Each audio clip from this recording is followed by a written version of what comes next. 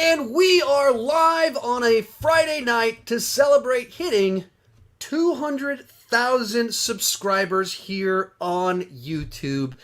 And I just want to kick things off by giving you one big, gigantic thank you.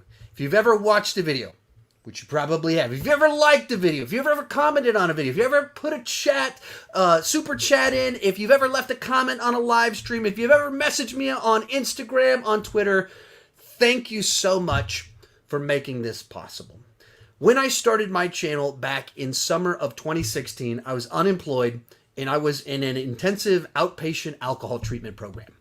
I kind of hit the bottom for hopefully the bottom. Things were about as bad as they could get. And in the middle of it, I turned to that passion that I had talking movies, started a YouTube channel, and now it's a career. And as of today, or not today, as of this week, I hit 200,000 subscribers, which is kind of like mind-blowing that many people care about what I have to say, that this small little hobby has grown into something so big. You have legitimately changed the trajectory of my life. Thank you so much for making that happen. And so what I wanted to do is just take however long it takes, an hour, a couple hours, I don't know, to answer your questions, talk movies, talk TV. If you want to ask personal questions, whatever it is, ask away, and we're going to talk about it. My host or co-host today is my secret wife, Jennifer. Say hello, secret wife. Hello, secret wife. Well, wait a minute. You're supposed to say hello. Secret wife is what I'm calling you. Hello. So, my wife is right over here. And she has actually appeared in a few videos before on the channel. And she'll actually be in another video next month for our 15-year anniversary. But with all that said, let's go ahead and get started answering your questions. What's the first question you have for me today? Real quick, I've had a couple complaints about the camera quality. Is there anything? Just curious. We go live. It is what it is. Okay, the just picture checking. quality I'm seeing is fine. If our Right. internet is bad, it's bad. All right. Like, do we need to tell the kids to turn off internet I stuff? can do that in a second. I'll show a question and then Show I'll a go do question. that. Tell them to turn it off. They weren't supposed to be on the internet anyway. Okay. It happens. Disney Nerd, what are your quick thoughts on Encanto? Unfortunately, I can't answer that. I don't think I can say much about that because we are under embargo until Monday. I believe you can make social media posts. That's it. You can't post a review. So if I were to give any detailed thoughts beyond what I would say in a tweet, it would violate the embargo, and I don't want to get in trouble. But so I did see Encanto earlier this week. I took my two older kids. On the comment cards that we fill out, my kids both circled very good. Both of my kids thoroughly enjoyed it.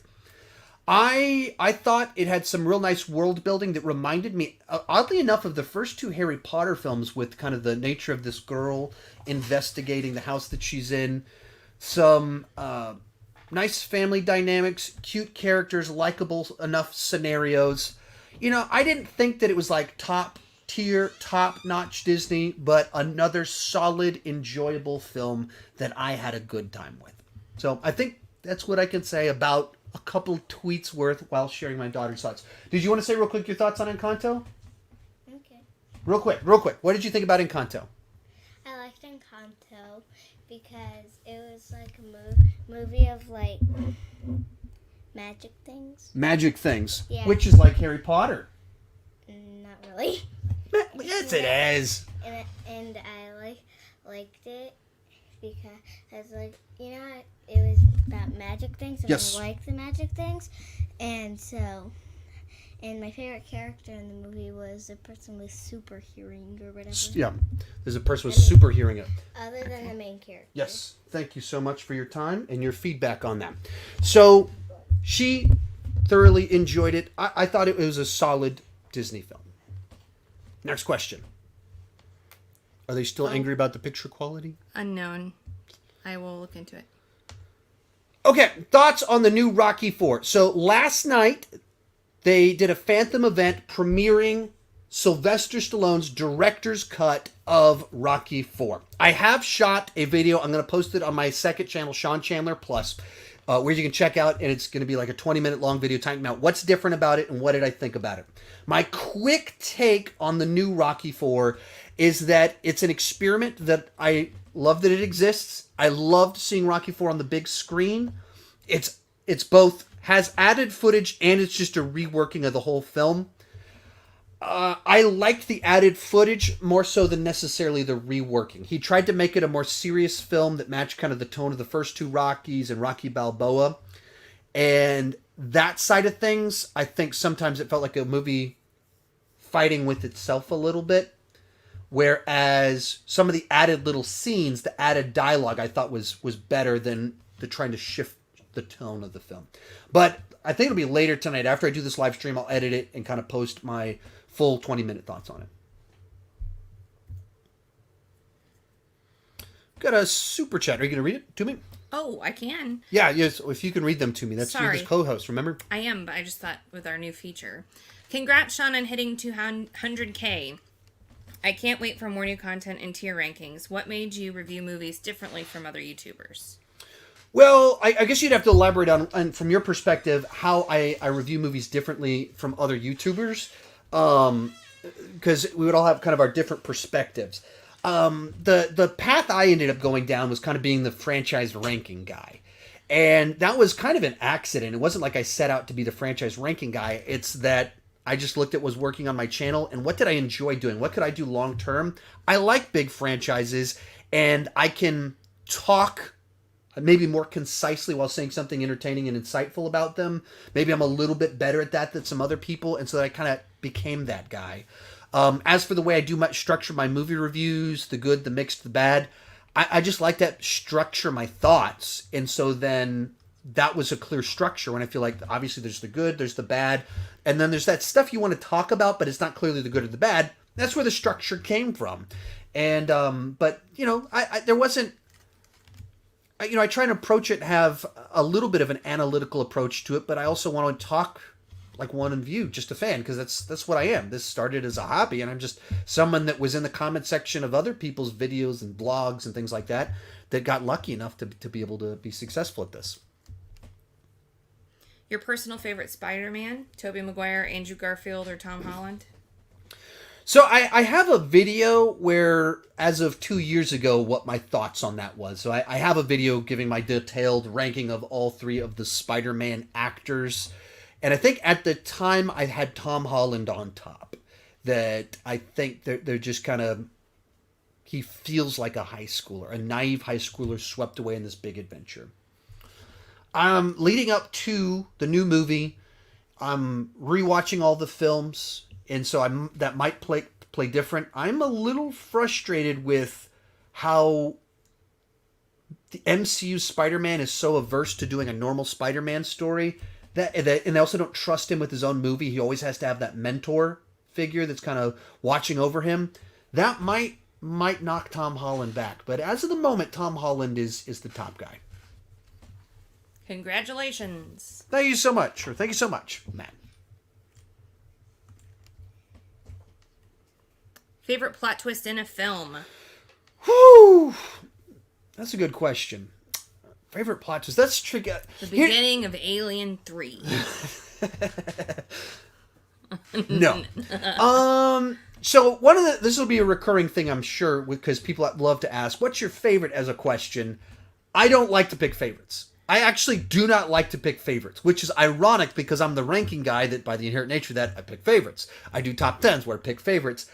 I actually feel very uncomfortable picking favorites because it's just, whenever you say, what's your favorite of all movies ever, favorite plot twist? Well, I don't know. There's so many out there. I don't know which one to go with. I might have done a video on my top 10 favorite plot twists last year. I did a lot of top 10s last year when movies weren't coming out, so that was like a good way to still have content. I think I did one on that. I mean, I think the M. Night's 1-2 punch of The Sixth Sense and Unbreakable, they were just movies that were very cohesive, that worked linear as you watched them, and then they give you a final twist that makes you reinterpret what came before, and it's also just a little bow that finishes it all, ties all the knots. I thought both of those were just great plot twists, that they broke his brain and he's been chasing that dragon ever since. He's trying to recapture the magic.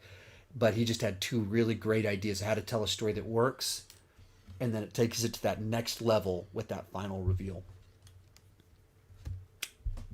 Congrats on 200K. Thank you so much. If you had to pick one live-action movie, would you choose Red Hood, Thomas Wayne Batman, or Batman Beyond? I would go Thomas Wayne Batman. I think Thomas Wayne Batman is just a fascinating character. If you don't know who Thomas Wayne Batman is, basically it's the Flashpoint plot line has Barry Allen going back in time to save his mother, and then that has this huge trickle down throughout the timeline, so all this stuff changes. So when he goes back to the present, what ended up happening was that Bruce Wayne got killed instead of the parents. And so then Thomas Wayne basically snaps and becomes Batman, but he's this very angry, violent version of Batman, and Martha Wayne becomes Joker. I think the concept of Thomas Wayne Batman is just fascinating, and the little bits that you get in the Flashpoint comic book as well as the Flashpoint movie of this guy that's been driven by rage for 20, 30 years and meets this version, and he says, in the other timeline, you died and your son lived. And that spark reignites some of the humanity. I don't know if I wouldn't want Thomas Wayne as the Punisher, just a movie by himself, but I think if you do a Thomas Wayne Flashpoint story and you really make Thomas Wayne a central point, there's something very compelling about this concept of the Barry Allen telling him about Bruce Wayne Batman and this angry Punisher version of Batman discovering his humanity by being inspired by his own son in a different timeline. That's just very compelling to me. I think there's something great there. What are you most excited to see in Cobra Kai Season 4? So, I have loved Cobra Kai since the weekend it dropped. We actually, it dropped originally on YouTube Premium, and they had like an episode or two for free on YouTube. And so I put it on ironically. I thought, man, this is going to suck. This is going to be terrible, and my wife's going to hate this. So I'm going to put it on. Sometimes I do that just to mess with her because I'm like that. And we get to the end of it, and I'm thinking, all right, am I wrong? Something wrong here? That was pretty good. That was actually really good.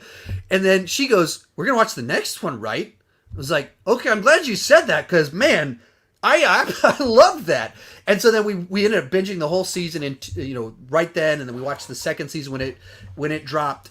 And then it's become this cultural phenomenon since it dropped on YouTube, or on Netflix a year ago. And so it's kind of fun to now have this show that I've been excited about for a long time, and everyone else finally has been able to watch it because it's on Netflix. So what am I excited about with season 4?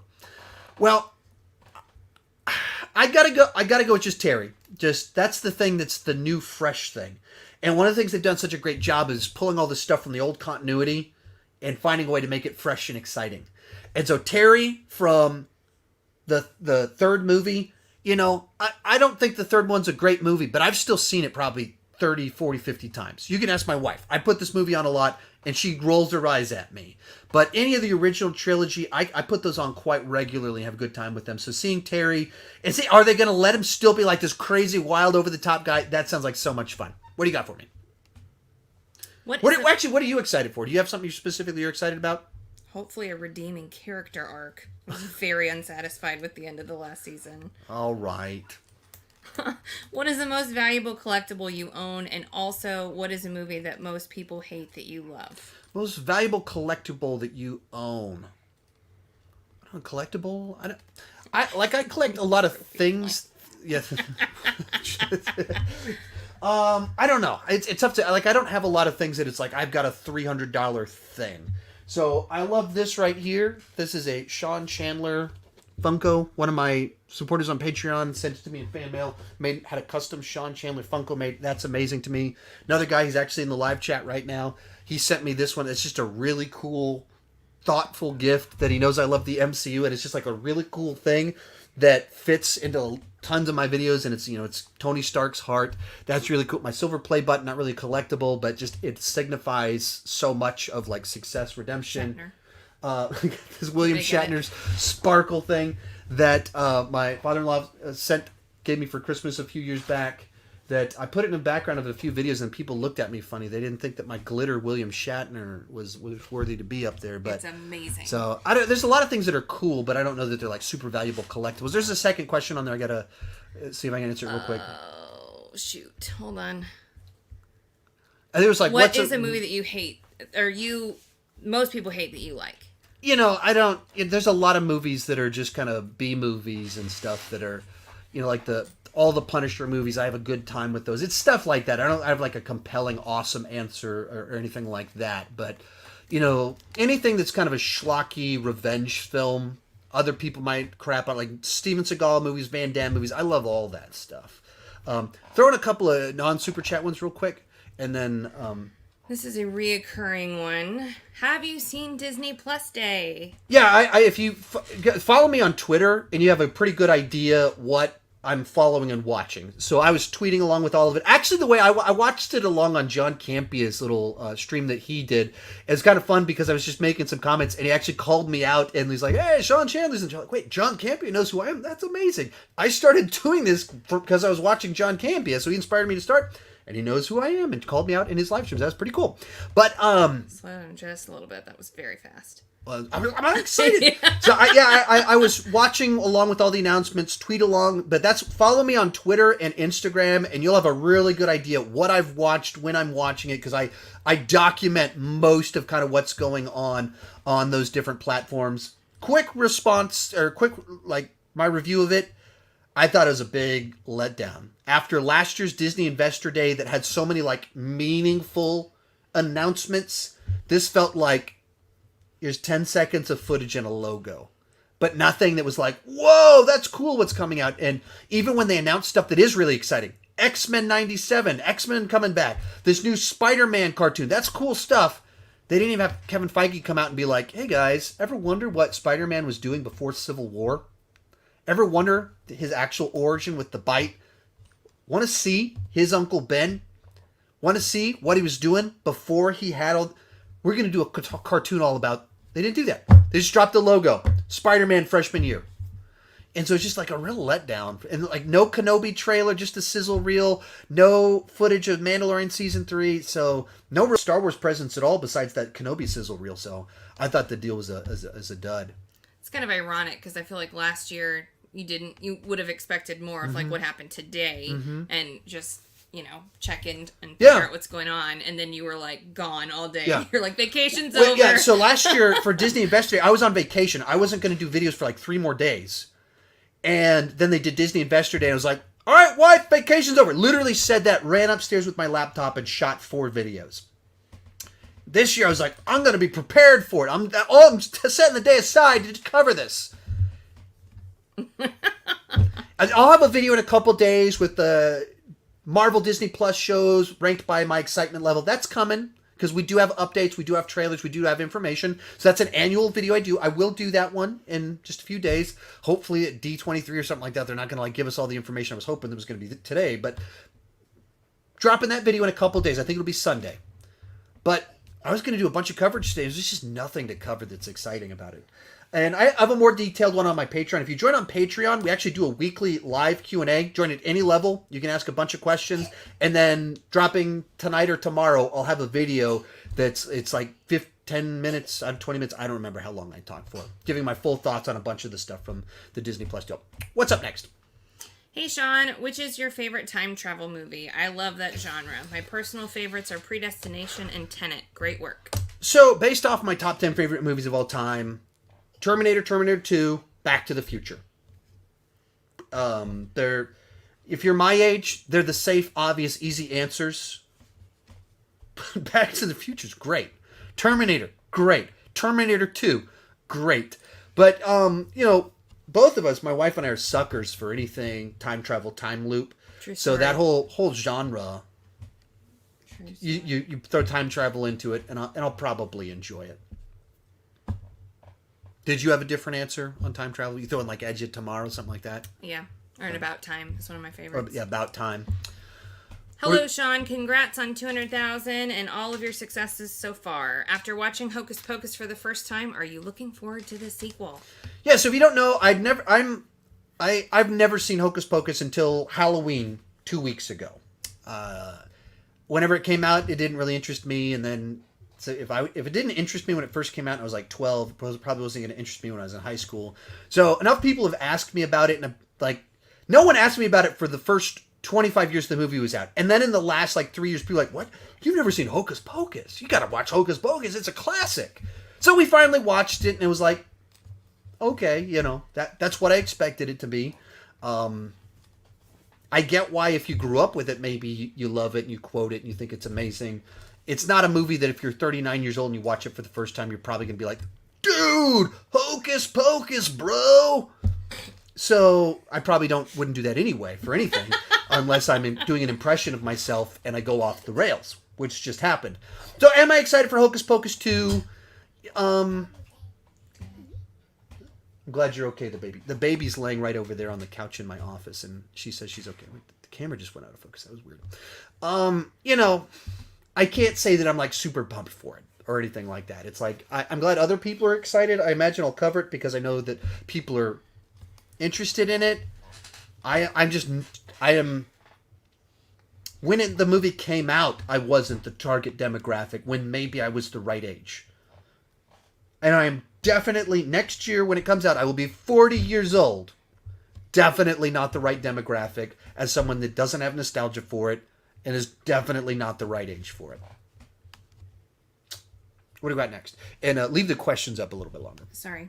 Yeah, no worries. What are your thoughts on Dark City? I think it's criminally underrated. Yeah, so if you guys know what Dark City is, it's from the director of The Crow. He's got I'm blanking on his name. He's got a bit of an unusual name. He's done a bunch of stuff, but he has a very distinct visual style. And it kind of came out in the late 90s.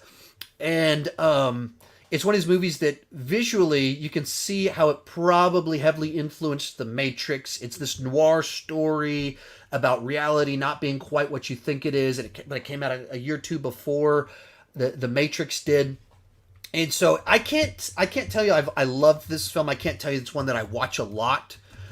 But it is definitely one that if you're into kind of sci-fi, noir, cool, trippy images, interesting mythology, and the sort of stuff that might have influenced The Matrix, absolutely check it. It's a movie that, like I said, I'm not a diehard fan of this movie, but I think it's definitely one that you should check out, especially like if you love that kind of gothic vibe of The Crow.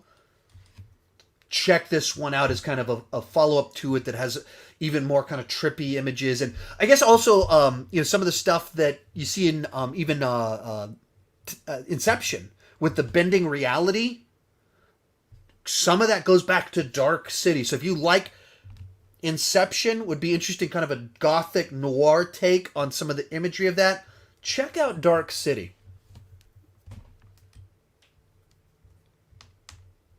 If Alien 3 was as good as the first two, where do you think it would rank all time? And I don't know what that means, I'm sorry. Better than LORSW? Better than Star Wars? Maybe it's meant to be Lord of the Rings. If Alien 3 was as good as the first two, where do you think it would rank on all time? Well, I mean, I can't say it. It's like, hey, if this movie was as good as this other, because you can't tell how good it would be if you don't. So Aliens is in my top 10 favorite movies. So, hey, if it was as good as Aliens, would it be in my top 10 movies? By definition, it would be. If you mean with the franchise, if that original trilogy if the movie was as good, would it be in my top favorite trilogies of all time? Yeah, it would. Because Alien's one of my top 10 favorite movies of all time. Alien is great. It's another fantastic sci-fi horror film. And so then if you were able to say Alien 3 was as good as them, absolutely it would be in that same conversation, same category with those other ones. But unfortunately, you've got two all-time great sci-fi movies of all time, and then the franchise has just never been in the same ballpark since then, at least for me. You kind of already addressed these, but thoughts on the Marvel Disney Plus Day footage? Okay, yeah, I talked about the event. I didn't talk about the footage so much. So let's kind of real quick fly through some of the stuff that we saw, which is really a lot of Hawkeye. And all the talk about Hawkeye from last week from the people that have seen the first two episodes, I haven't. It's all great. So I thought it looked really good. I thought the scene played better than it did in the trailer.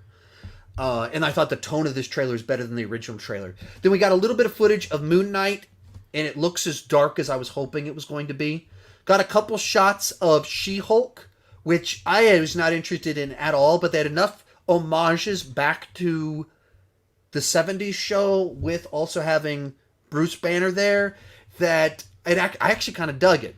Miss Marvel, they gave us some footage, and I wasn't digging it. It felt like Disney Channel superhero show. I wasn't digging what they showed me. Made me go, that's what I was scared this was gonna be, and that's what it felt like. And then we got a shot, just like one shot from, was it Secret Invasion, with Nick Fury looking old with a beard and no eye patch, is looking like, that's all we got. That's what was wrong with him. It's a pretty cool shot. So I'd say 3 out of 4. Was that 4 out of 5? I dig it. I dug it. I liked the little tease they gave us. And then one of them I was like, I'm not feeling that at all. Not that you asked, but I feel like Miss Marvel looked like something that we'd enjoy with the kids more than some of the grittier stuff that it's been like, we want to watch it with you, but no. and that's that. A lot of these do play differently when we watch them with our kids. Like, I watched Miss Marvel, I was like, but will my 7-year-old daughter dig it? Probably. That's probably the one she'll get really into. And so at the moment, I didn't really dig it, but like you said, the kids probably will like it. If you want to throw in a couple non-super chat ones real quick. Oh my. And I'll try and answer faster. I talk too long about everything. You do talk a long time. It's okay. Did you hear about the extended cut that will be included on the Halloween Kills Blu-ray? It will include an extension of the ending we didn't see in the theatrical cut. I haven't heard about that. I have not heard about an extended cut of Halloween Kills. I think that the movie felt kind of choppy in some of its stuff, so it doesn't surprise me that there was some footage on the cutting room floor. So I'm interested in checking it out, and hopefully it can fix some of the issues that I had with it, but I don't think that'll solve the problems I had with that movie. I liked it. I still go positive. It's like positive like this, not like this. Something like that. But I still go positive because I thought there was enough carnage candy in it to have fun. Next up. With the new season of Dexter, will you be ranking the seasons of Dexter? Yes, absolutely. That will be happening. Honestly, I'm still debating if I want to do quick reviews on my second channel, Sean Chandler Plus, where I just kind of give my full long thoughts, reviews of each season. We're halfway through season 7 right now of rewatching through it. And so I've got a ton of notes. It's all been watched in the last 2 months. I absolutely will be ranking the seasons. And there might be reviews on the other channel if I think there's enough interest. And maybe I'll post season 1 and see how well it does. I don't know. Kind of measure interest. But my quick review of the first episode of the new season as a little short in my channel didn't do great. So that doesn't convince me that there's enough demand to do a ton of coverage of it. But maybe also didn't do well because I haven't done any coverage of Dexter before. Someone remembered, apparently, what your favorite twist was, even though you didn't. Last year, you said Vader being Luke's father was your favorite plot twist. Yeah, that's the difficult thing when, you got 300 people watching you. I'm looking over here. There's 1,400 comments coming in, and someone says, "Hey, what's your favorite?" I'm like, what's all the movies out there? I don't. And you forget the obvious thing of, this guy right here. Being revealed. Actually, also, there's 2 Vaders right there. Actually, there's this stand up, and then there's a small one, and then there's my secret wife right over there hidden. What is wrong with you? The light blocked you. It was overblown. They couldn't see you. Secret wife. I'm sorry, I've lost my spot. Okay, so this you already kind of covered, but was Disney Plus Day a big letdown to you? Yeah, and the person that asked that, actually, this is the guy that sent me this guy right here.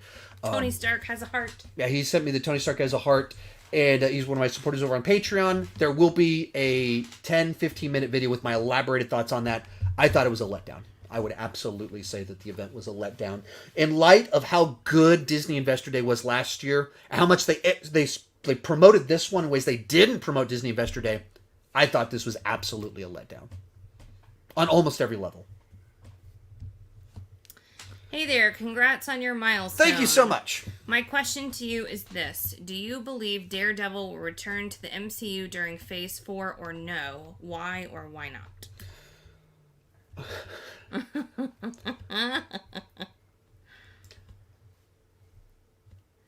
In some sense, absolutely, I think he will make a return.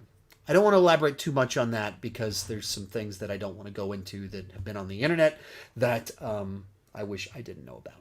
I think there's reason to believe that yes, we will.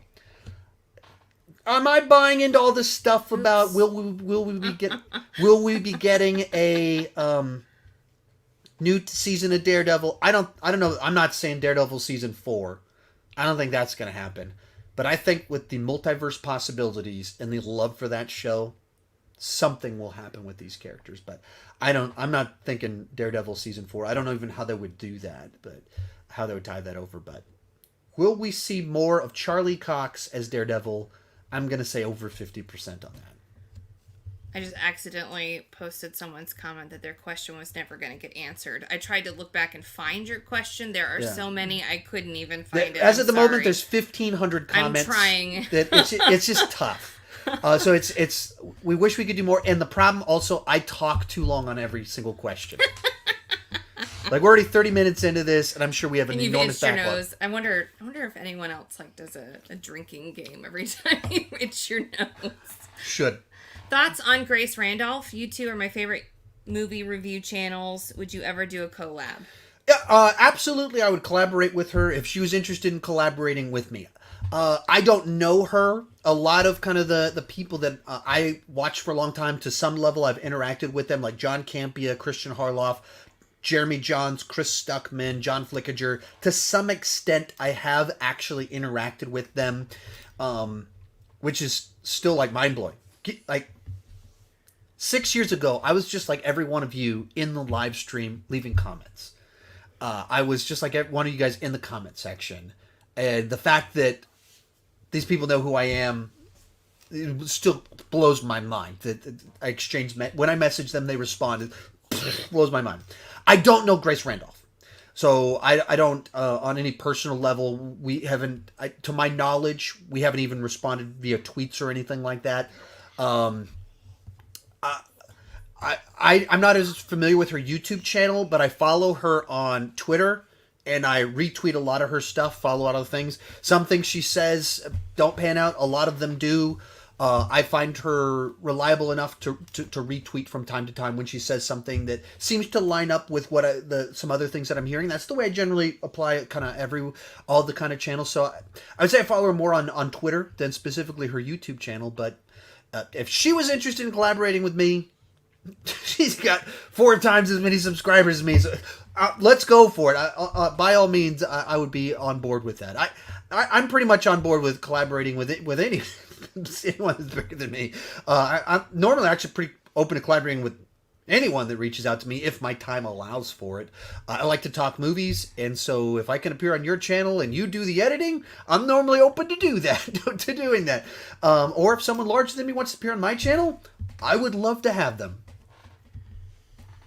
After the controversial Eternals movie, are you nervous that Marvel has kind of gone off the rails? TBH, things look like they might be going the DC route. Well, I think...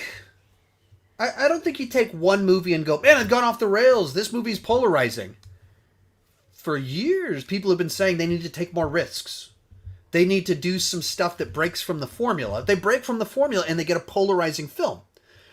It didn't work for me. But that doesn't mean that I don't want them to keep taking risks. Be very clear about this. I didn't like the movie. I don't hold that against them in the sense that you're saying it. I don't go, man, they need to play it safe from here on out. They go, no, they took a risk. This one didn't work for me, but the next one probably will. And so that's kind of my take on it, is that it's not that the fact that I didn't like Eternals has me nervous. Where I am nervous about Phase 4, however, is that it doesn't have a clear focus.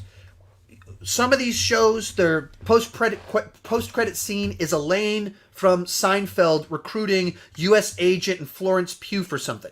I don't know where that's going. Then you have Loki, it ends, starting the multiverse, and there's like this thing about the people controlling time, and that leads into What If, but I don't know where exactly all of that's going, but it teases gigantic things. And then the Eternals is all about the Celestials. I mean, so we got time control, we have the origins of the universe in the MCU, then we have like this street ground level stuff, and I don't know how any of that lines up with any of the stuff that they've announced next year. That's more what I'm worried about, is that they're doing so many different things, and kind of what really worked for Phase 3 was a clear focus. We knew what we were building towards, and I don't know what this is building towards. That makes me nervous. Kind of makes me excited, too, because it's an experimental phase where they're doing wacky stuff, and when you do experiments, some of them fail. When you do wacky stuff, some of it's too wacky for some people. So, and I'm fine with that. I'm fine with the fact that I didn't like Eternals. And I still want them to keep taking risks. But that doesn't mean that I don't have my concerns. I do have some. Next question. So sorry. Yeah, baby's causing trouble Technical over there. problems. Yep. Okay, it's okay. I just... John Sutherland, congrats. Are there any films your kids don't vibe with that you wish they would? My example, my kids haven't gotten into Star Wars. There's plenty of things where we've tried to show them something that we love, and they've just kind of been... Goofy movie. A goofy movie they didn't get too much into. That was a while ago, though. They like it now. I've tried to get them into X-Men, and it hasn't really worked too well. I don't know. Like there's a lot of things that we've kind of put it out there, and they didn't grab hold of it. Other things is kind of random which ones they do grab hold of. So they're like, please, why do you like that? You know, or getting me in trouble. Like they latched on to kind of like stuff like Ghostbusters and creepy stuff. They latched on to X-Files. Like they love to show the X-Files. The big two. The big two. I mean, the baby doesn't know any better. But, I know it's there's quite a few things that it's been like they haven't really latched onto it. But, you know, they like Marvel enough. They like Star Wars enough. They like Harry Potter enough. I like Harry Potter enough. So, like, the most important ones. But, you know, like, let's see what happens when we're trying to get them to like Indiana Jones to see if they're going to break my heart. It's actually a conversation we have a lot right now. Like, are they old enough to introduce them to the thing so that they have a good chance of falling in love with it? Yeah. And... You know, I'm either a great parent or an awful parent because there's a number of things that I've shown them that they got really into that are not really targeted towards a 7-year-old and a 9-year-old. What do we got next? Have you seen the TV show Prison Break? I have not. I've seen an episode or two when it was on Netflix, and a lot of people mentioned it to me, but I didn't get into it when it first aired, and then I didn't. When I tried to get into it, like the magic wasn't quite there 10 years after the show went off the air and everything like that. Did you watch some of it, did you? I didn't. I wanted to, but I never did. And then I was shocked for however many seasons it went on. I was like, how long does it take to break out of the prison? Yeah, there we go. Dare you to rank or review the Sharknado films? Yeah, so there's a lot of people that wanted me whenever the last one came out to do a ranking of them, and I think I've only seen the first one. The problem with the Sharknado movies is there's movies that are bad because they take a goofy concept and they just don't have a budget. They're trying to do something that doesn't work. My problem with the Sharknado movies is that they're movies that are designed to be bad. So it's like, what's the stupidest stuff that we can do to like make people go, oh, these movies are so stupid. Like it's engineered stupidity. And so I don't know how to rank 7 engineered stupidity movies. Because they're like, what's the criteria? Like, this one is the stupidest of them all. Like, I just, it's kind of a weird category. That's actually why I haven't ranked them and why I haven't really watched them. Okay, I have 2 things real quick. One, Dad saw you show the Shatner, so he said, "Nice Shatner." So excellent. Cool. Father-in-law is here, the gentleman that gave me this beautiful thing that hasn't made enough appearances in videos. So it's so cool. I'm glad he's watching to be able to see that wonderful thing. The other thing is just more of a comment. I mean, obviously you just hit 200,000 subscribers. Yes. It's a big milestone. We're very excited. Someone said every single comment here is people asking questions or saying hi to Sean. He'll only respond if you pay money. That's not how this works. Yeah. But if they're paying money, like, you need to answer them. It's tricky. There's 1,900 comments at this point in time. Like, I'm not keeping up with the super chats. And I'm way behind. Yeah, we're way behind on the super chat. So I'll try and keep everything short. I'm not going to do any more. We appreciate all of you here. We're not trying to be rude or anything. We're trying to balance it as best we can. The other problem, I haven't done one of these in 6 months? 6 months. Yeah. Since, I think it was March. I think it was like when Falcon and the Winter Soldier was starting up, something like that. In which case, that just means there's a lot more people in here that want to ask me questions. That's on me. So you know, if you join on Patreon at any level, I answer everybody's questions. There's a weekly Q&A. It's an hour long. I can answer everybody's questions. Join at any level, and you can ask your questions, and I will answer them. But I don't mean it to be a money thing. It's just there's a lot of people asking questions. I'm gonna answer questions faster. Give me a non-super chat. Oh, for the love, no pressure. A great question that I can answer in 30 seconds. Oh my goodness.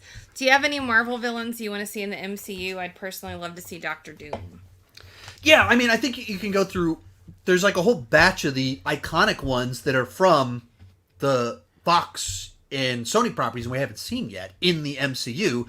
So Doctor Doom with Fantastic Four, the X-Men are coming over. So of course, all the classic X-Men villains, Magneto being the key one, and then likewise, you think, Green Goblin. We've seen him twice before. But that's because he's like quintessential Spider-Man villain. As you kind of go through all the classic Spider-Man villains, I'd love to see all of them. So I don't think you even need to go to be creative and clever and pull out this obscure character that nobody remembers. But he's a great There's a bunch of A-list characters that are now under Kevin Feige's control that I would love to see show up. You ever watch Bollywood movies? So I did a review of Three Idiots last year. So I saw Three Idiots. I watched it, and I actually it's a very different experience because the tone, the way they do films is so different. But I actually thoroughly enjoyed it, and my wife and I meant to watch more movies.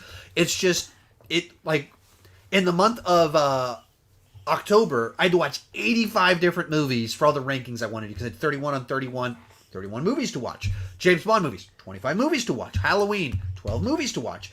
And so it just adds up. And so sometimes it's just tough for me to kind of watch other things. But we actively wanted to watch another Bollywood movie, and it just hasn't happened yet. But I did watch Three Idiots. There is a review on my channel, and I dug it. Side note, I wish they would do a Disney Plus series of Bollywood. Kingo? Yes. Yeah. I'd love it. You do it too. Yeah, I'd be game for that. Kingo, and it's just Bollywood. No, I want it from his documentary perspective. Oh, you want his documentary? Yeah, I want his documentary. But that's just me. Do you think from here on out, Venom should be more serious and dark? IMO, Venom isn't a comedy and definitely not Carnage. They really wasted him. I think that I don't think it would hurt them to dial it back and not lean so heavily into the odd couple rom-com stuff. I think you could dial it back. I think you could make a movie that's 2 hours long. I mean, when you're doing a comic book with only 90 minutes, that, in the year 2021, that is a brisk, fast-paced movie. So I think there's room for that, but I dug Let There Be Carnage more than I liked the first film. I just thought it worked more as a whole because it was more on the fun stuff. So, from my perspective, I don't think they need to do a big course correct, but I wouldn't be opposed to what you're talking about. Will you make a review of the Guardians of the Galaxy game? I don't know. It's not looking likely right now. I bought it. I own it. I bought it the day it came out. I want to play it. I've only played it for about an hour. You just don't have free time now. Yeah, it just feels like I just don't have time. And some of it came out right before October or right during October. I don't know. Time's all blending together right now. As I just said, I was so busy. I had so many movies I needed to watch. And then even right now, that's still the case. I'm looking to rank all 60 Disney animated films in a couple of weeks. And I've been watching them all throughout this long period of time. But then there's just a lot of stuff that, I'm learning how to better space out my videos and my epic rankings and stuff like that. But, after last year where nothing came out, I want to make sure I hop on everything that does come out. And so video games just take a lot of time, and they take my living room that my whole family uses. And so I don't think it's going to happen. Maybe. It's on the table. I want to. I just don't know if I have the time in a reasonable window. Sorry, I jumped the gun. Congrats, Sean. You 100% deserve it, and I can't wait to see you hit 300,000 subs. Thank you so much. Greatly, greatly appreciated. And yeah, it was pretty tough little crawl to get to 200,000 because I had a really hot streak in 2018 and 2019, and then last year happened. And my channel works by covering the big, exciting new franchise movies and doing the rankings and everything. And then last year hit, and the subscribers were still there and the views were still there, but there wasn't that fuel of new releases to kind of drive in some new people. So it kind of slowed down for a good while there, and it's starting to pick back up. So I'm pretty excited to hit that 300,000. So thank you guys so much for tuning in. I just want to say this to all of you. Thank you so much for watching, liking, subscribing, commenting, joining on live streams, messaging me on Instagram, joining on Patreon, following me on Twitter. Thank you so much for all of it, to making all of this happen. I was just another person in the chat 6 years ago that dreamed of doing this, and here I am. Thank you so much for making that happen. Titus in a super chat. No question. Hi, Titus. Titus! Hey, man. I know him in real life, so thank you so much for that. That's very cool, and I don't know if you have if you don't have my cell phone number but meant to send in a question, just have Andy send you my cell phone number, and you can text me your question. I'll answer it. That's how much I know him in real life. I just told him how to get Someone just asked where Andy was. I don't know where Andy is right I don't now. know where Andy is. I don't know. Please do a video essay on how to fix Eternals.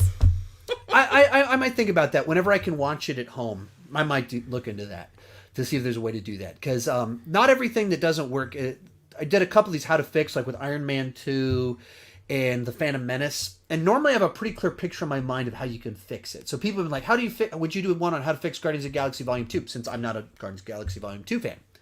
No, because it would just be a totally new pitch. Eternals, I'd have to think about it if it would be a TV show. I wouldn't do it as a movie. I would do it as a Disney Plus show. And so there might be something there to that. We're not far enough in for you to be itching your nose. Yeah, my nose is killing me. What problem is I shot 3 videos right before we did this. So I was talking for an hour straight, and then we did this, so my nose is already going crazy on me. Is the Sean Chandler podcast ever coming back? I don't know. Maybe. Hopefully we can do something. It wouldn't be weekly, I don't think, but hopefully I can bring it back in some fashion to make it so that I have some sort of live stream 1-2 times per month talking about the movie news, but without the weight of doing it weekly. Weekly it just adds up when there's just me. I write, watch all the stuff, edit all my own videos. So it takes a lot. And so basically I stopped it a year ago because there was just every week was talking about all the delayed movies. And it was just, that's not why I started it. And then I was going to bring it back this year, but then this year was just really hard for me for the first 7 months of the year. She got COVID, and then there was this snowmageddon here in Texas where legitimately half the state lost power and water for 4 days. So our house didn't have water or power for 4 days while it was 15 degrees outside. So we had to flee our house to our in-laws, the father-in-law that sent me this 3 bed. times now. Getting some footage. To get away so that we could have water and heat. Heat was the primary thing. Yeah. Well, at the time it was heat, and then it would have been water almost immediately after we left. We could have drank the snow. That's true. And so it's just kind of a year like that. And there's some other stuff that I can't even mention on here, but say that a very close family member had COVID, and it was very, very, very bad. And now I have sparkles on my face at this moment where I was talking about something very, very bad.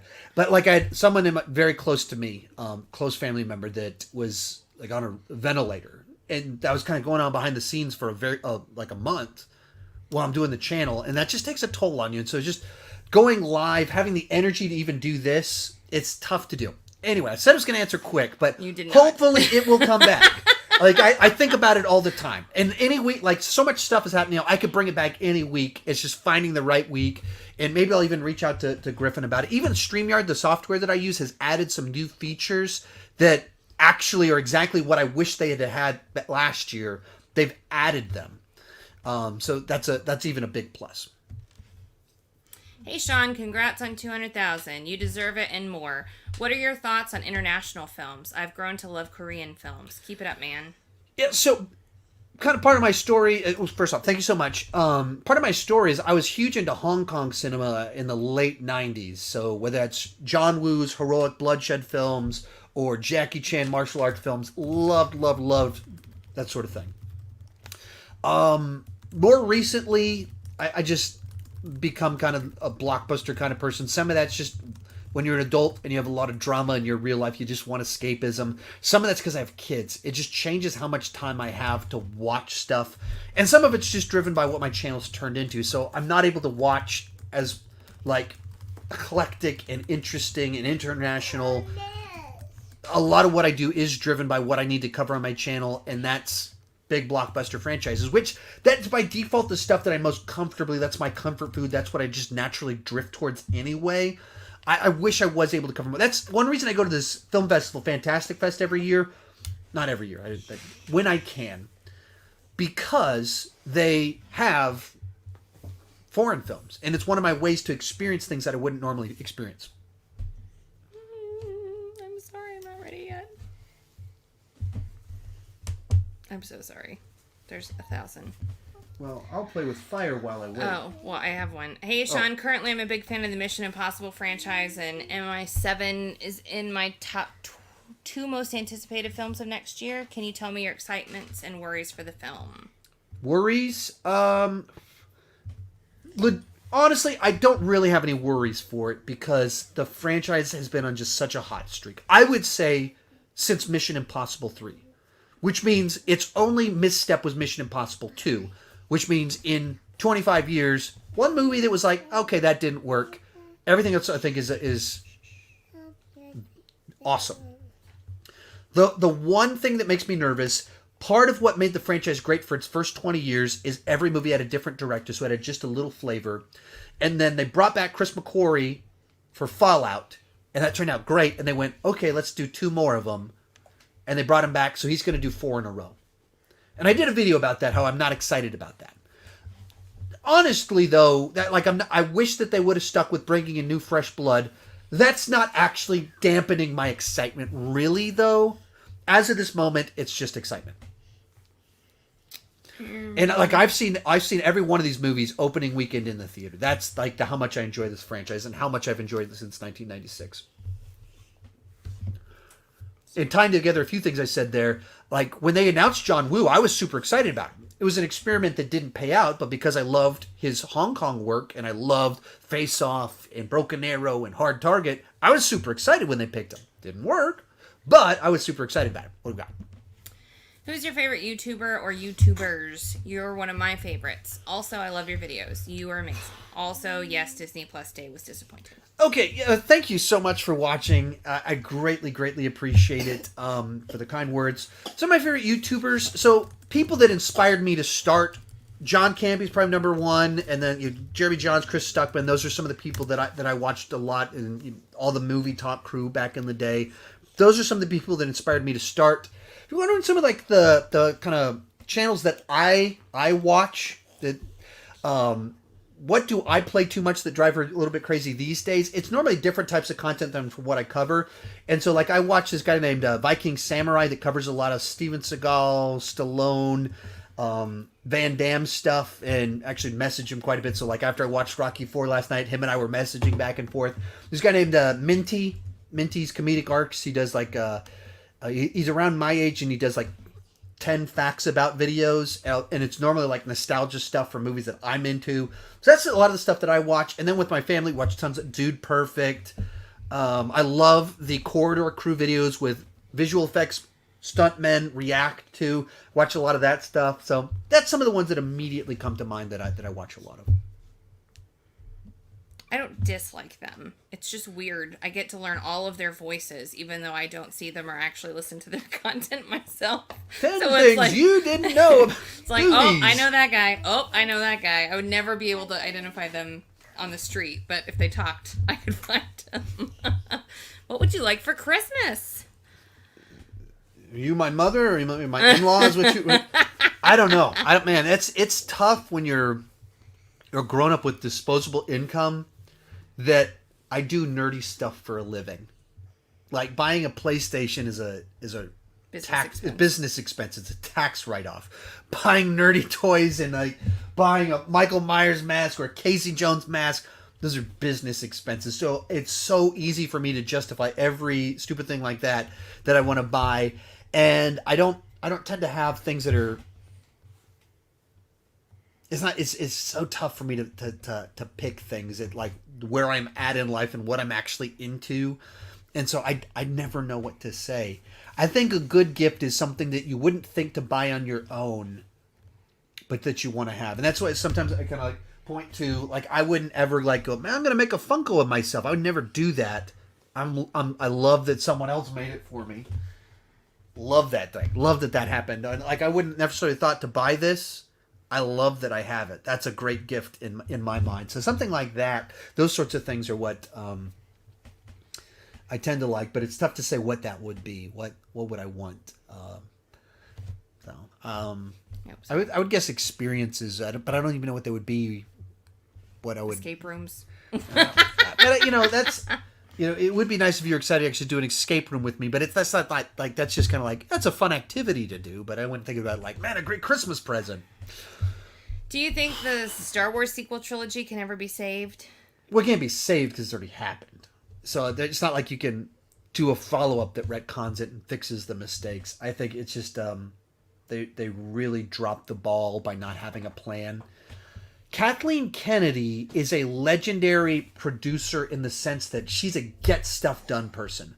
You watch like the making of Jurassic Park, and she's the legend that was able to salvage the shoot when a tsunami came in and stuff like that.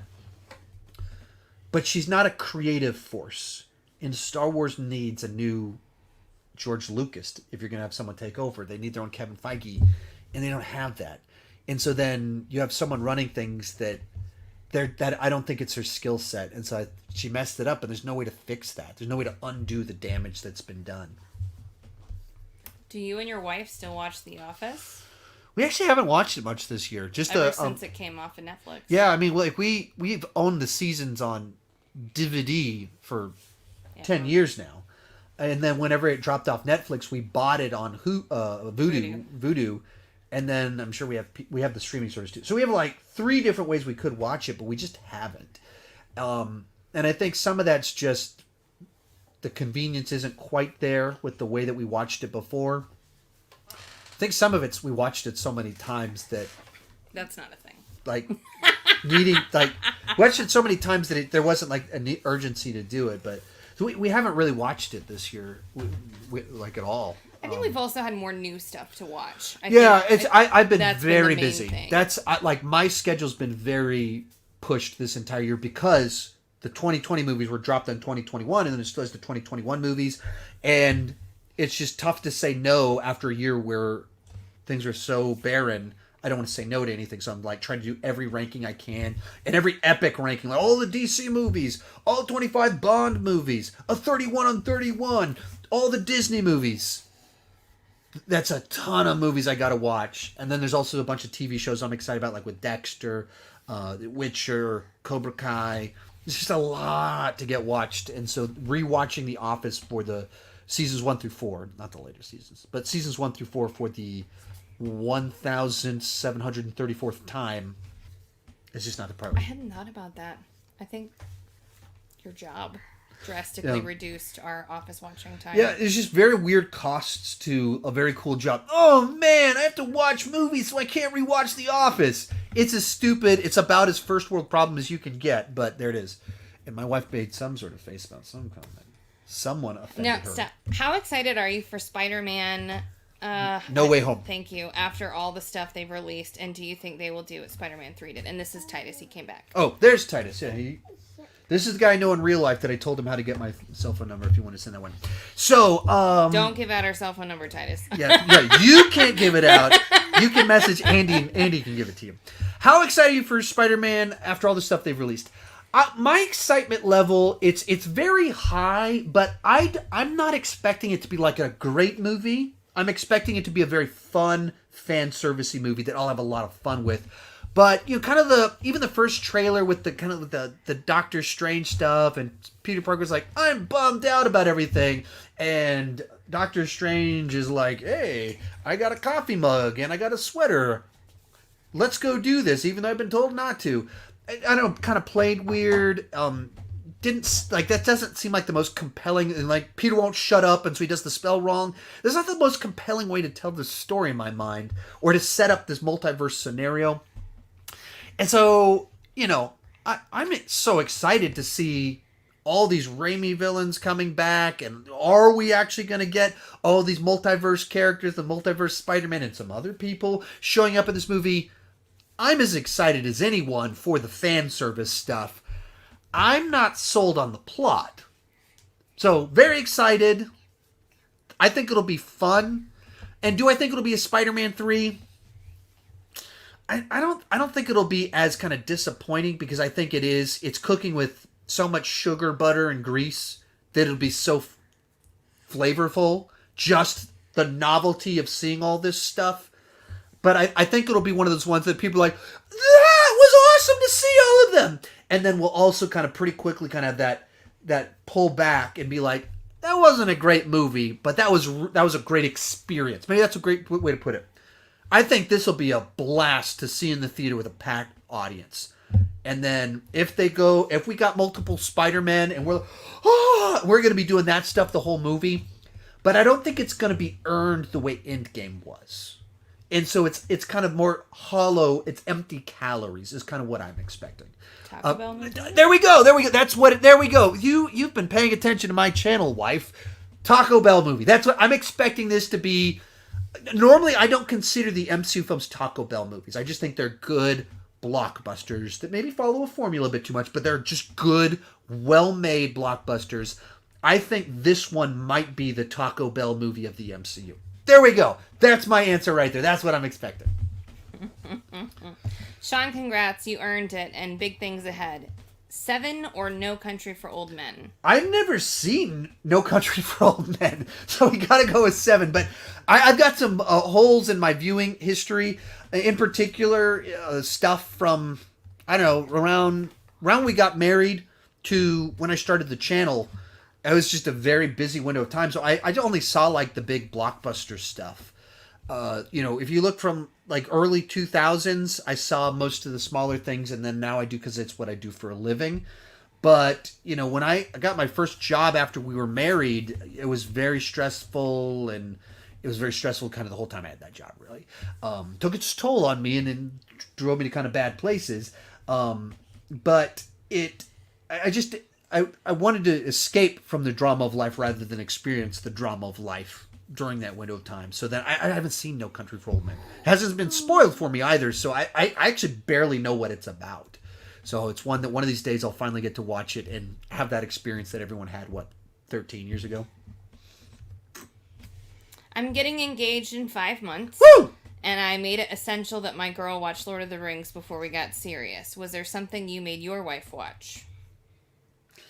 What? She hadn't really watched Rocky before? We talked about that, yesterday. She hadn't really watched Rocky before. Star I hadn't Trek. seen Jaws. Yeah, she would loved say, Jaws, and yeah. I hadn't seen Jaws. So I wasn't like necessarily anything where it was like Deal breakers. deal breakers or made someone watch anything. I think that's almost when you start to know that you kind of found the right person. So we start dating. She introduces me to 24, and I introduce her to Gilmore Girls. Like, that's literally what went down. It's like, have you seen Gilmore Girls? This show rocks. You'd love it. And she's like, have you seen 24? This guy Jack Bauer tortures people. It rocks. And Not exactly how that conversation went. and so I think that's going to kind of discover the right person. But that's kind of how it went for us. Daddy Rock, she Oh, says. very sweet, the baby. Hi, Sean. Great channel. Keep up good work. Would you like to see a Terminator remake in the future, and thoughts on Murder by Numbers 2002? I have not seen Murder by the Numbers 2002, so I can't comment on it. Sorry. Would I want to see a Terminator remake? I actually was going to do a video about this. I meant to. I actually kind of announced it, did a poll about it, and then I have it all written in my head. I never did the video on it.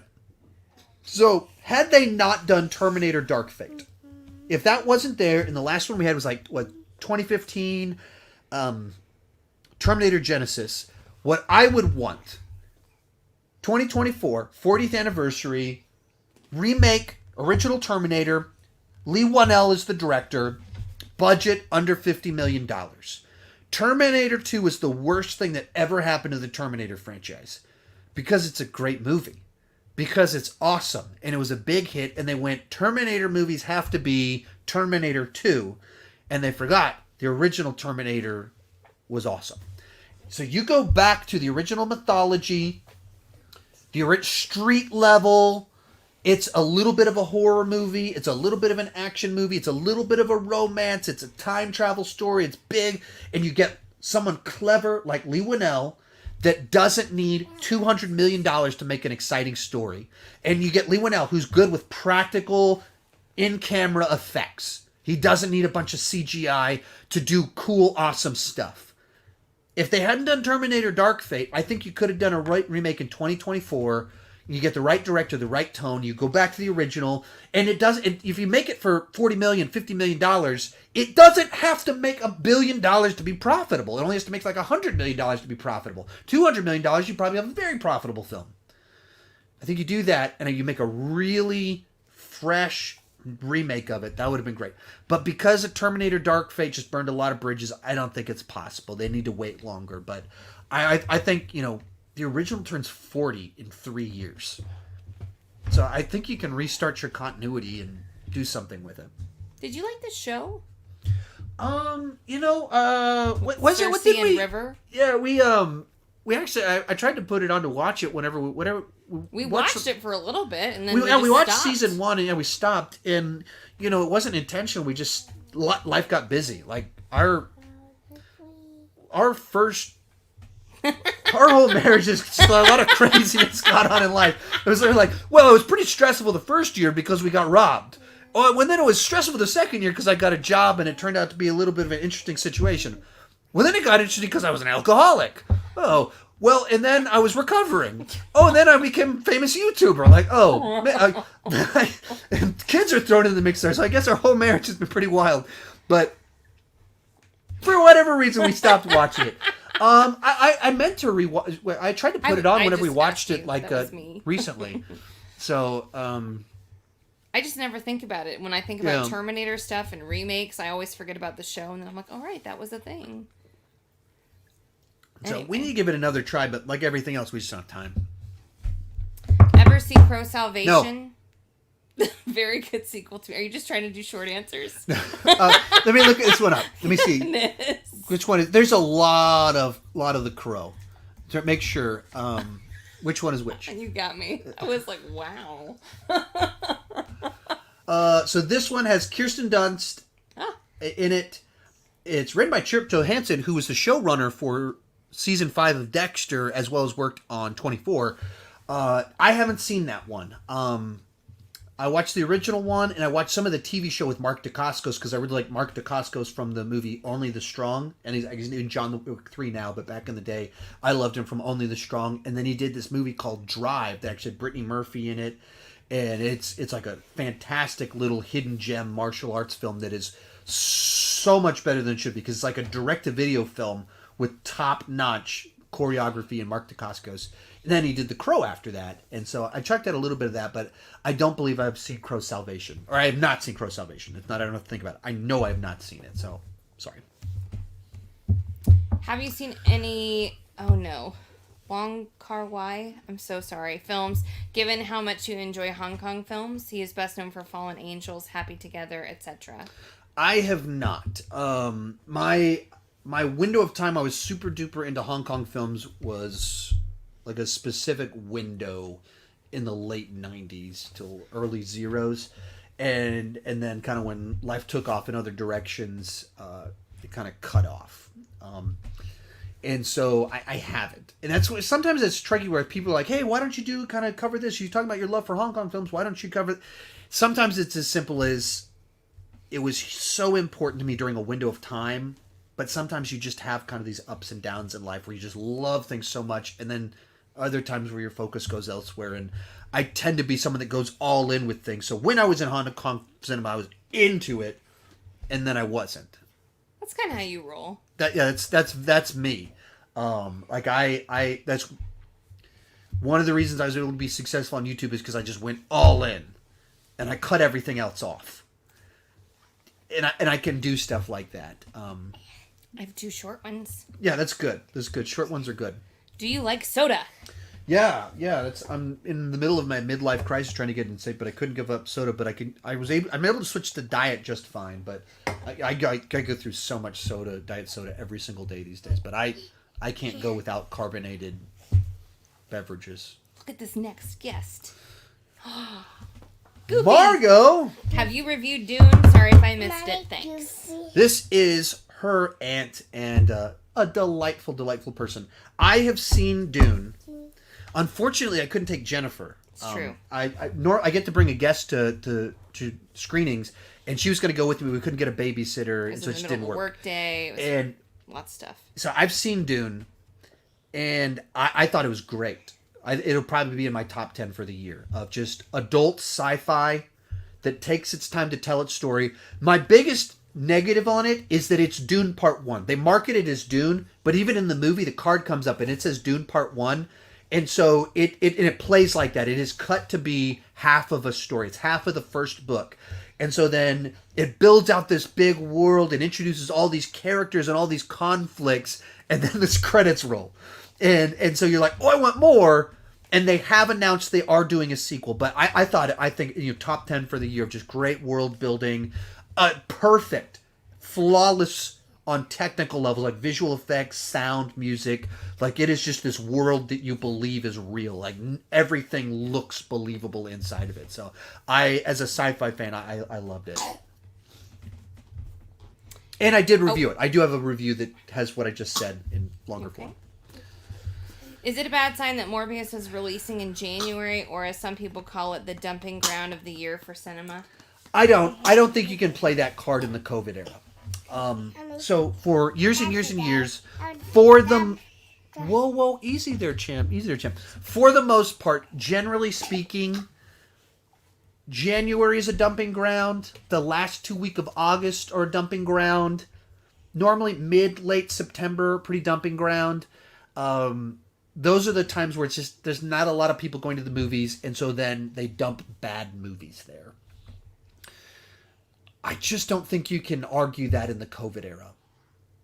When you take 9 months worth of releases and you just pull them and throw them into the next year, but all the other movies are still in production and you're working on all your other stuff, there's only so many weeks, and then you're just stacking things on top of each other. Like, if you just look at the last 2 weeks of this year, it's going to be the biggest 2 weeks in my channel's history. It's just teeing off. I could put out 2 videos every single day, the last 2 weeks of the year, and every single one of them would be a hit, like, top-tier video. We have Spider-Man, Kingsman, Matrix, Sing 2, Witcher, Cobra Kai, Book of Boba Fett, end of the year list, most anticipated for the new year, and then right after that we get the end of the new season of Dexter. All of that in like a 2-3 week period of time. Why? Because all the movies from 2020 were pulled and just thrown into the future, and so there's only so many weeks you can do. So Morbius was supposed to come out in a different month a year and a half ago. So I don't think you can read it the way that we normally read things, because you're trying to find what's the window where you can drop your movie where it has the least competition and it can make a splash. And that's what it feels like to me. Like, okay, they're going to put it in March, going to open it against the Batman? No. So where are you going to put it? That's the tricky. Like, were they going to drop it this October when you had Halloween Kills, No Time to Die, Dune, an Edgar Wright movie? Like, there's so much stuff dropped.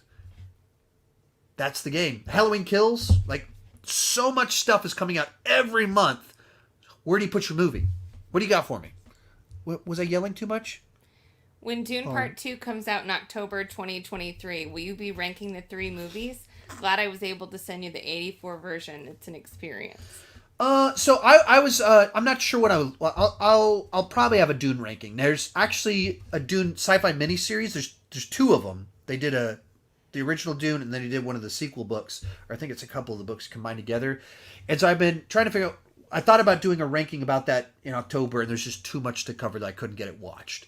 And so when you get to a point in time where we do have 3 Dune movies, yeah, I would think I would do that. It'll give me an opportunity to talk about Dune 84. That is something else. I didn't make my wife watch that one. I watched that one upstairs, and man, it is weird.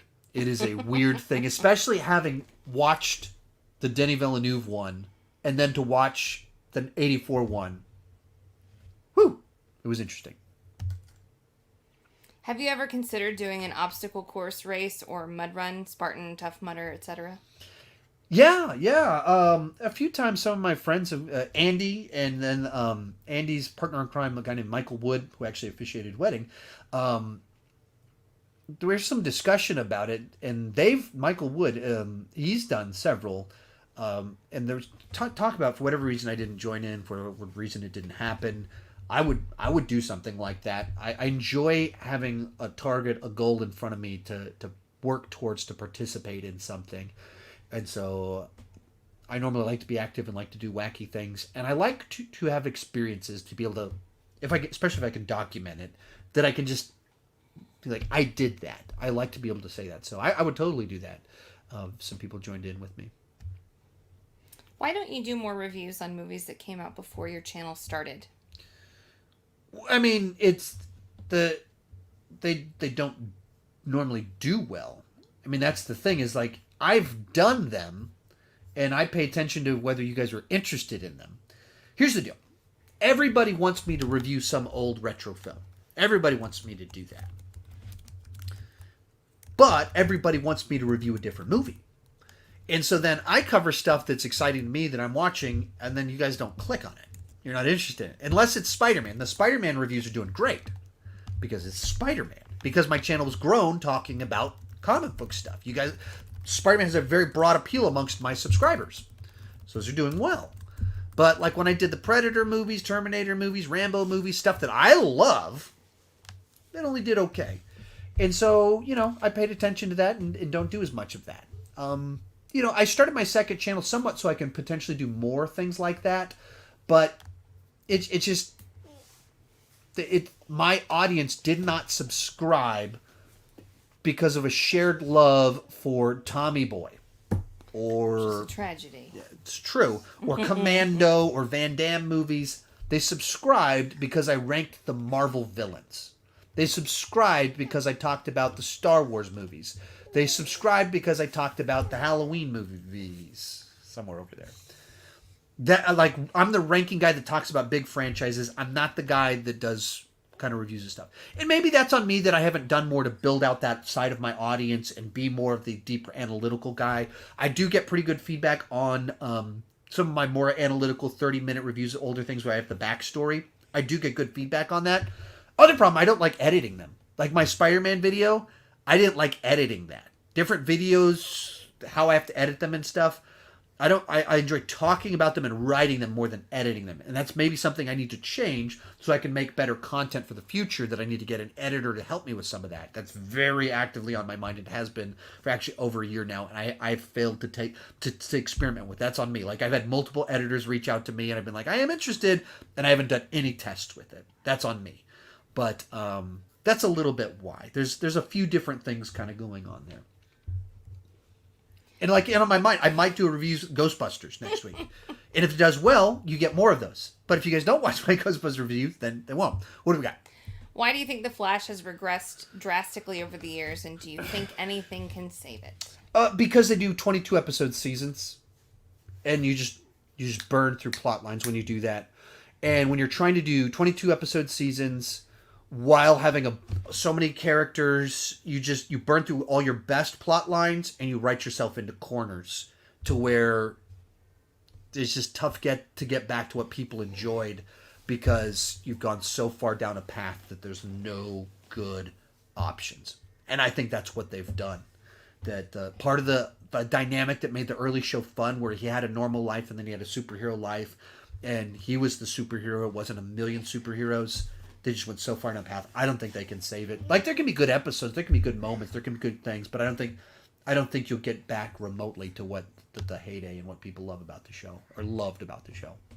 Congratulations. I've been a subscriber for years. I'm really happy for you and proud of your success. Thank you for being such an inspiration to me. Thanks so much, Tom. And he's one of my supporters over on Patreon. And I've actually video chatted with him several different times because of the tier that he's in. And that's one of the perks that I have over on Patreon. And it's pretty cool because people are on Patreon because there's fewer people. I get to know them better, and that's pretty cool. Like on here, we've got 3,000 comments, 300 people watching. Unfortunately, so many comments. I can't get to know everybody, unfortunately. And over on Patreon, smaller community, I can actually get to know people a little bit, which is pretty cool. But thank you so much, Tom. Opinion on the Robert Langdon series, Da Vinci Code? Actually, so back when I was in college, when we were in the middle of the Da Vinci Code craze with the book, and I flew back to South Carolina where I was going to school, and I got stuck overnight at the Atlanta airport. They did actually set us up so we could have gone to a hotel, but I'm like, I have a much more passive personality and much more introversion than most people realize. So I was too nervous to ask questions about what I needed to do to get to the hotel. So I ended up just staying at the airport, sitting on a bench overnight. And I sat and read the Da Vinci Code in one sitting. Literally, I just read the Da Vinci Code. And it is like the book itself is a page turner that like you just like, what's going to happen next? What's going to happen next? And so I'd almost never read a book in one sitting. It's probably the only time I've ever done that. And because I was at this airport there, I didn't want to fall asleep in, that I just read it in one sitting. The movies themselves, I don't think the material translates that well to film because it's not actually action-packed. It's very exposition-heavy. It's very backstory-heavy, in which case it's people sitting around in a circle talking about the Knights Templar. And that can work in a book in a way that's exciting that doesn't necessarily work on in a film. And so we saw the first two movies with Tom Cruise. We never saw the third one, Inferno. And we watched, I think, each of them one time. I was like, okay, I saw that. Okay. I don't think it captured the magic of the book. But the book is sweeps you away in this big page-turning series of reveals and things like that.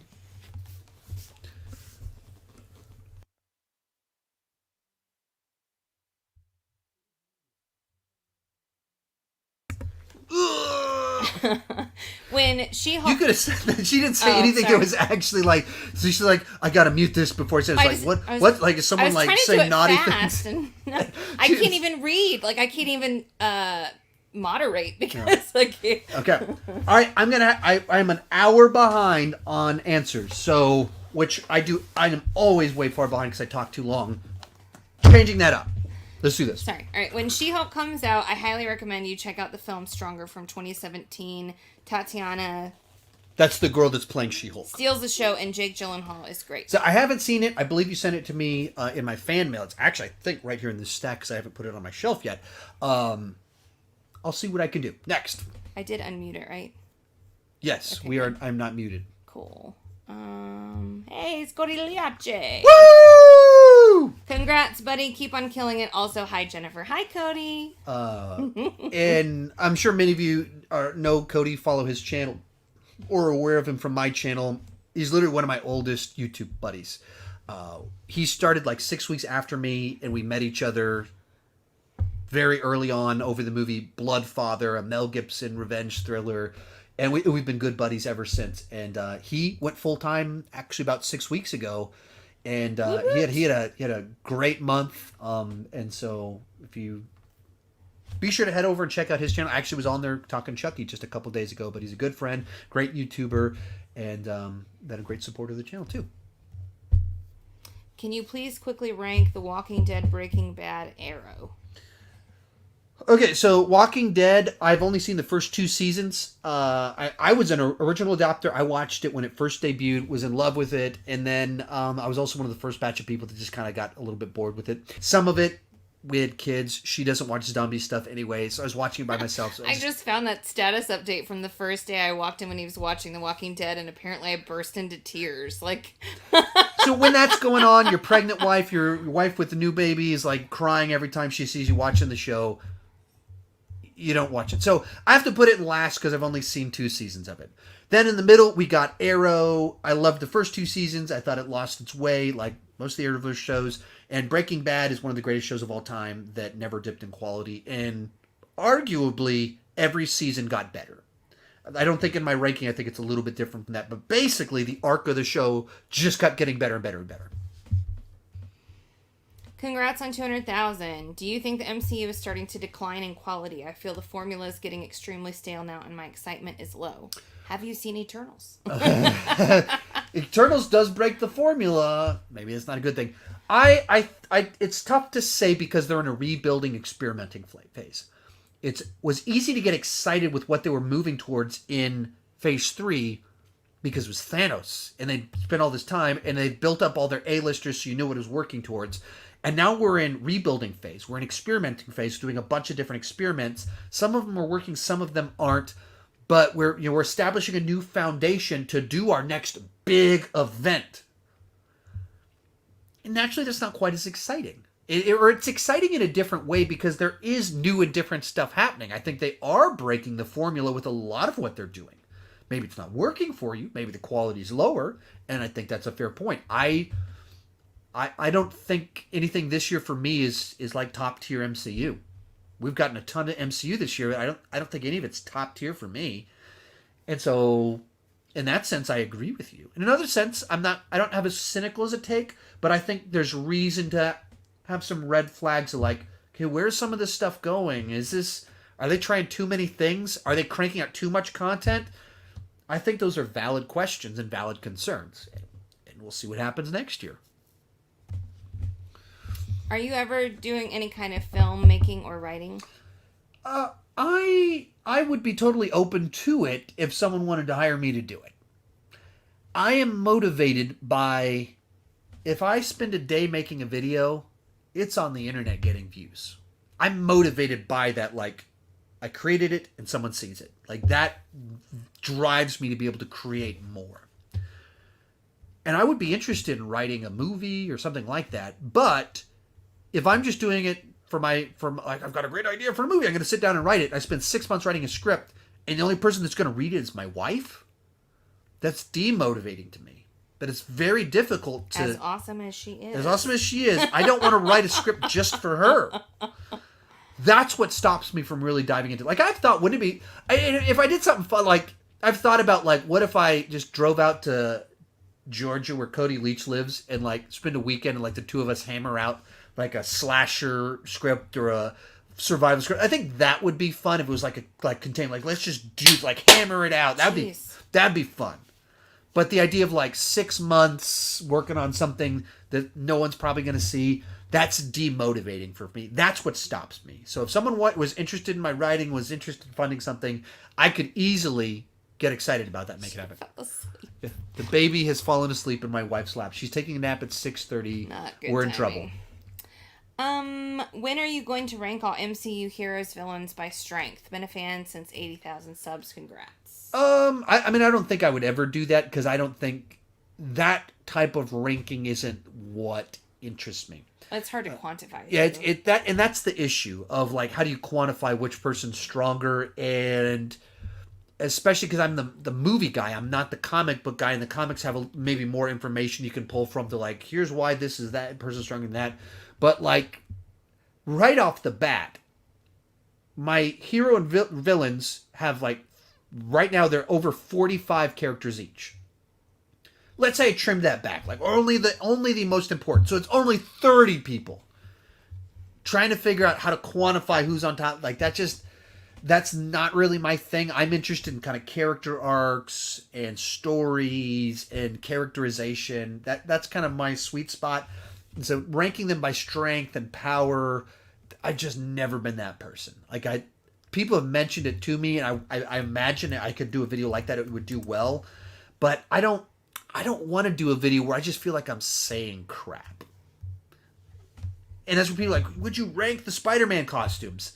I imagine the video would do well. People ask me, why didn't you do a video ranking the Michael Myers mask? Cody Leach did that. You could do that too, and it would do great. I was like, maybe it would do great. Maybe it would be awesome. But I don't have a passion on that subject to be able to add something. Did you ever do Black Widow's hair? So I feel like I'd be making crap up. I thought about it. I didn't do Black Widow's hair. I thought it because it would be funny. It a lot. I still have the comments saved on my dashboard. I thought it would be hilarious. And that's why I would do it, because I thought it was funny. I didn't know. Sometimes I worry like we'll be taken the wrong way, and I just don't want to do anything that could be mistaken as like, why is he objectifying women? Well, of course it's the woman that he decides to talk about her hair. I didn't want to go down that path, so that's why I didn't do that. I'll That rank great Thor's idea. hair. Rank Thor. That maybe I could do that. In ranking Thor's biceps, in which movies were they the most powerful? Maybe that's the way to That go. was my phone. And, Yourself and Cody Leach are awesome. Great job. oh, thank you so much. Greatly appreciated. While I'm looking for the next one, I've seen several. Are you aware of Wicked and Ariana Grande appearing in it? The new movie Wicked. Based Shut off your face. What? You haven't heard all of this? I wouldn't care. How Well, so dare I'm you. not excited, but tell me about this. I'm just really excited. No. What is it? Ariana Grande is It's the musical. They're making Wicked a with Ariana movie out Grande? of the musical, and Ariana Grande's in it. She's, I think, going to be Glinda, which means nothing to you. I mean, it I am does. I stoked. mean, I know who Glenda is. I mean, I know what Wicked is, but wow, that's amazing. It's just not my thing. It's gonna be my thing. You're gonna be stuck listening to it every year. forever. She picks a musical, and like so this year it's In the Heights. Last year was Eurovision, Greatest Showman, Lego Movie also. Yeah, Lego Movie 2019. Two in 2019. We always have a musical every year that she just listens to on repeat. So I'm sure I'll hear it forever and ever and ever. Yes, and you ever will. and ever and ever. What are your expectations for No Way Home with the folks involved calling it Spider-Man Endgame? No. It's not gonna be. It's not. They haven't earned that. Endgame was Endgame because they spent 22 movies building up to it.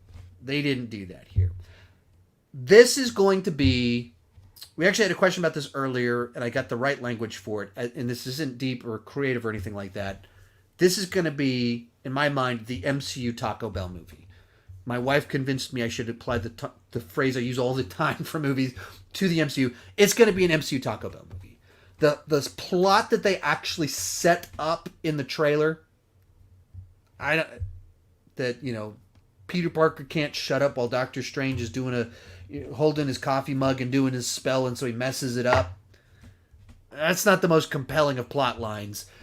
But am I going to eat it up whenever Doc Ock shows back up and Green Goblin and if maybe some other Spider-Men show up and some other characters? Am I going to eat that up? Of course I will. But that's the fast food of cinema. That's not great storytelling. Endgame spent a long time earning the payoff in this fan service. This is just a fan service movie. So it is not Endgame. But it'll probably be a lot of fun. I don't think it'll be a great movie. I think it'll be a lot of fun. Taco Bell movie. Super important question. Super important question. Jaws 3 or Jaws 2? So I have a ranking of the Jaws movies, and I also did a 31 on 31 last October where I talked about this. So you can hear my extended thoughts on all of that in either the 31 on 31 Creature Feature Edition or my Jaws ranking, Jaws 3. Congratulations, Mr. Sean. Thank you so much. Greatly appreciated. We're now only like 50 minutes behind. I've seen lots of questions. Do you want The Rock to come back to Fast and Furious franchise? Yeah. I mean, if Vin Diesel and The Rock can make up, of course. He makes those movies better. He's a charismatic, and his vibe fits those films. What music genre do you listen to the most? I mean, the music I listen to is the whatever playlist of favorites that Apple Music gives me each week, and then that inspires whatever else I listen to. But it's normally rock, pop punk, ska, emo, pop music from early 1980s to mid-zeros. But alternative, grunge, things like that. Not rap music, not country music, and not anything sophisticated like string music, classical music. What's a film you'd consider great but don't intend to see again? Mine's Grave of the Fireflies. Fantastic but pretty difficult or heavy viewing. I mean, I think Schindler's List is the obvious one that comes to mind. I love Spielberg as a director. It's a fantastic film. I don't ever want to watch Schindler's List ever again. I actually ranked all the IMDb top 15 movies, and so I rewatch movies before I do my top 10s or my rankings and everything like that. I couldn't watch most of Schindler's List. I couldn't do it. It was 2020, and I didn't want to be like something that heavy wasn't what I wanted to watch during the year 2020. So sorry. I'm trying to catch up on questions. I know. I'm trying to find them. Here. Does the indefinite pause on Rogue Squadron worry you for the future of the theatrical Star Wars films? Yeah. So, Rogue Squadron is the Patty Jenkins Star Wars movie. Got indefinitely delayed because of scheduling. All the people with insiders are like, no, it has story issues. They're not. It's not coming together. And then today at Disney Plus Day, the only thing that they aired on Star Wars was this Kenobi sizzle reel. No updates on any of the shows that they announced last year. Just a Kenobi sizzle reel. I think all that's red flags. It's been red flags basically as long as Kathleen Kennedy's been in charge. She doesn't seem like she's steering the ship. There's just people come in and it doesn't work and they get fired and someone else is brought in and they rework this and there's no master plan. We're not working towards anything. It's just stuff in and out. That's what it's always been like. That's what it feels like right now. It's more of the same. A ship without a captain. Guessing you're a Cowboys fan? You are? No, someone in the comments. No, I'm not. Both of my parents are for Denver Broncos. You're not really a sports guy. I'm not really a sports guy either, so I don't really care. But if I didn't say the Broncos, I'd have trouble with my family. Would you really? No. Do you think my aunts, uncles, and cousins are like paying attention? Like, did Sean say? I never know. It's true. Never know when you're gonna. My family's a great mystery. I never know when I'm gonna get in trouble for something. Well, I don't know when you're joking all the time. I'm a lot better than most because I spend a lot of time with you. But Infinity War is Zack Snyder's Justice League. I don't know. It's tough to say because I've had more time with Infinity War, and it also kind of fits into a continuity that they continued with. But Zack Snyder's Justice League, I think is great.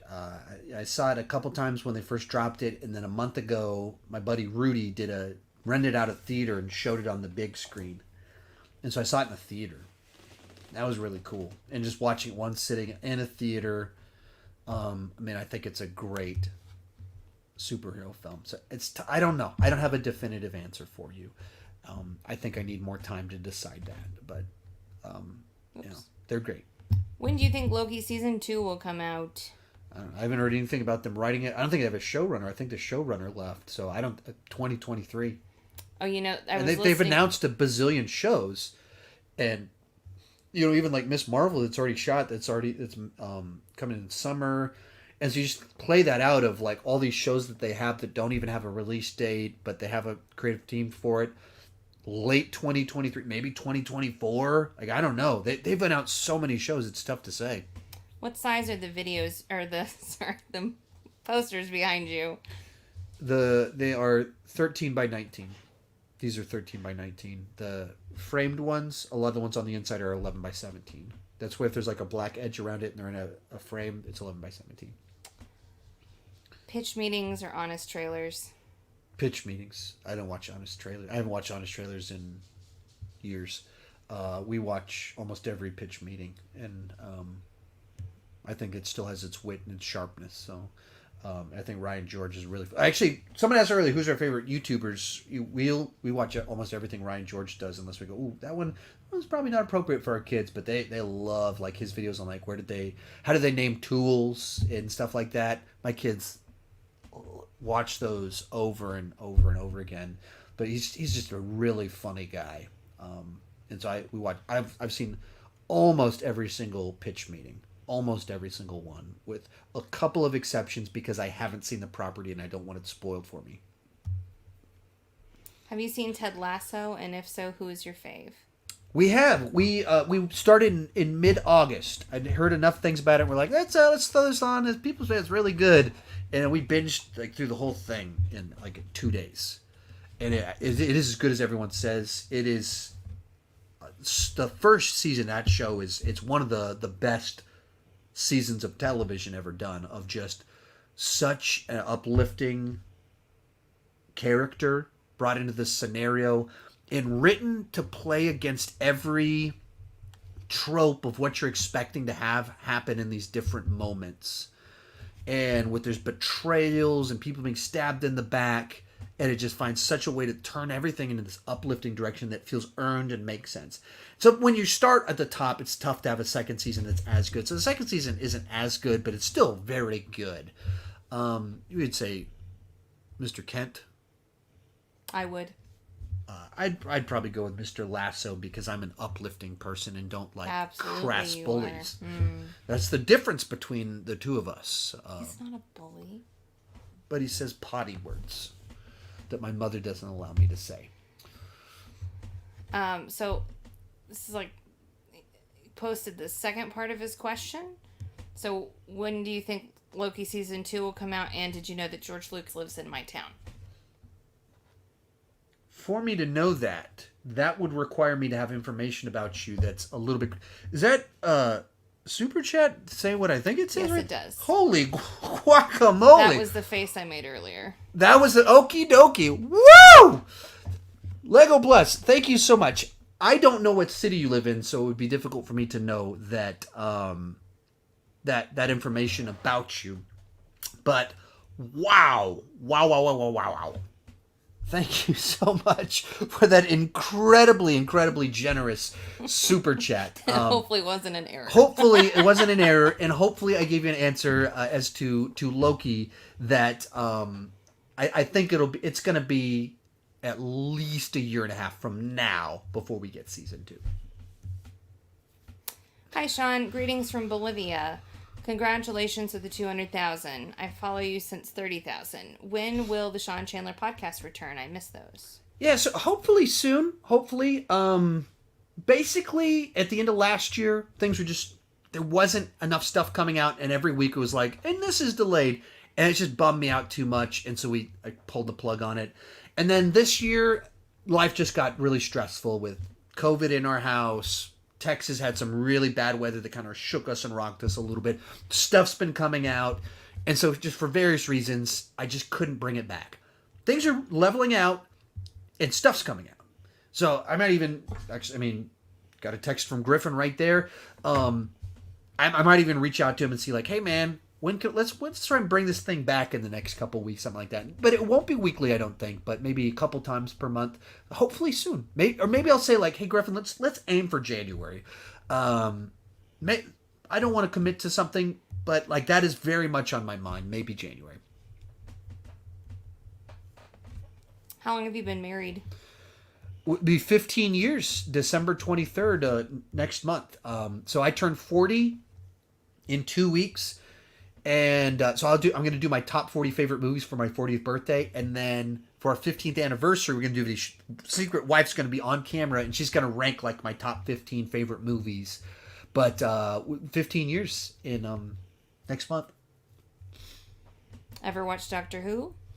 Yeah, so I've only watched a little bit of Doctor Who. Tried series 1. And I just didn't get into it. I just thought it was cheesy, campy. It just didn't work for me. Then I watched Torchwood series 3, and I liked that a good bit more. But I didn't not so much that I kept watching. But that's all the Doctor Who that I've watched. Of sci-fi shows that people assume that I'm into, that's one that I never kind of connected with. Hey Sean, love your channel and videos. You're a great YouTuber. You deserve all those subscriptions. Have you seen Netflix Sweet Tooth? Unfortunately, I have not. This year in particular, I've just been so backlogged with movies that I need to watch that a lot of these kind of shows that have dropped, that have gotten some buzz and chatter, I just haven't been able to watch it. Like Squid Game, that's the biggest show of the year. We haven't watched any of it. Like it dropped right as I was super busy and had to cover this other stuff. And like Midnight Mass, from a great director that's done a bunch of great horror. I would have covered it, but I was just so busy I couldn't even watch it. And then Sweet Tooth is another one like that. Thoughts on Amazon's The Boys? So I think I've reviewed each of the 2 seasons on... I've done videos on each of the first 2 seasons. I really enjoyed it. The most impressive thing about it is that she actually watched both seasons. That's not her thing at all. I put it on because I knew about the graphic novel and some of the stuff in there. So I put it on almost just to mess with her. And we ended up binging through the whole first season. And she ended up watching the second season. So I've enjoyed both seasons of The Boys as kind of this dark deconstruction of heroes and commentary on corporations and power structures and stuff. I've enjoyed both seasons. Sean, question. Why do you think that people are so fixated on the whole wokeness and are expecting it in movies now, just with strong female characters and Master of the Universe revelation, which I like? Okay, there's a lot in there I'm not even quite certain which direction you're asking the question from. You could be coming from the side of like, why is Hollywood obsessed with wokeness as a criticism? And you could be coming from the other side of like, why are people obsessed with wokeness? Like, why are people making these angry YouTube channels about anything that they perceive as having wokeness? What you have going on is that Hollywood, they a number of different things over the last several years, they pretty clearly have a bit of an agenda. Some of it's overt, some of it's subtle, some of it's a problem, some of it's not. But I think it's pretty safe to say that Hollywood has certain things that they're doing, that they're trying to have more representation and trying to not just have dudes that look like me as the heroes in action stories. And I don't think that's a bad thing. That's a good thing. But the way you do that does matter. And the way that you address fans that have concerns about things does matter. And so then you have a bunch of things where the value set isn't the problem. It's not that people have an issue with strong female characters. People have been praising Aliens, and Alien, Sarah Connor, Terminator, 35 years. But the way that you do it, it can rub people the wrong way. And when you have the creators kind of coming out attacking the fans or making statements about overtly having an agenda and things like that, where it rubs people the wrong way. So we rewatched Ghostbusters 2016. This is one of the classic examples. People use like, they just gender swapped it and every male character in the movie is stupid. And every male character in the movie is stupid. And so it goes like, wait, did you just write every male character to be stupid for the sake of an agenda? And that's what you're seeing. Like, I don't think, like, can you just say, Hollywood's woke and so it sucks? Well, that's a generalization. Well, no, Hollywood's not woke. Well, that's a generalization. You have to take things example by example. And I think there's plenty of examples of movies that are just really poor, lazy writing because they had sort of an agenda in what they were going for, and they thought that would fly. If they just gender swap things, they'd get people to show up. No, you have to write a good story. And there's other things that people label as woke and try and slam it that I'm just not quite sure what people are seeing. But I think it's just a lot of fans that are frustrated that when it feels like your escapism is being taken over by people that don't respect the fan base and have made abrasive statements towards the fandom, you rub the fans I've loved this property my whole life, and now you're telling me I'm not a fan. That's where you rub people the wrong way. So, I don't know. That's a very complex phrase. There's not a way to answer that one quickly because I don't fall neatly into either. I don't like to play teams. I don't want to sign up with either the woke crowd or the anti-woke. I'm not.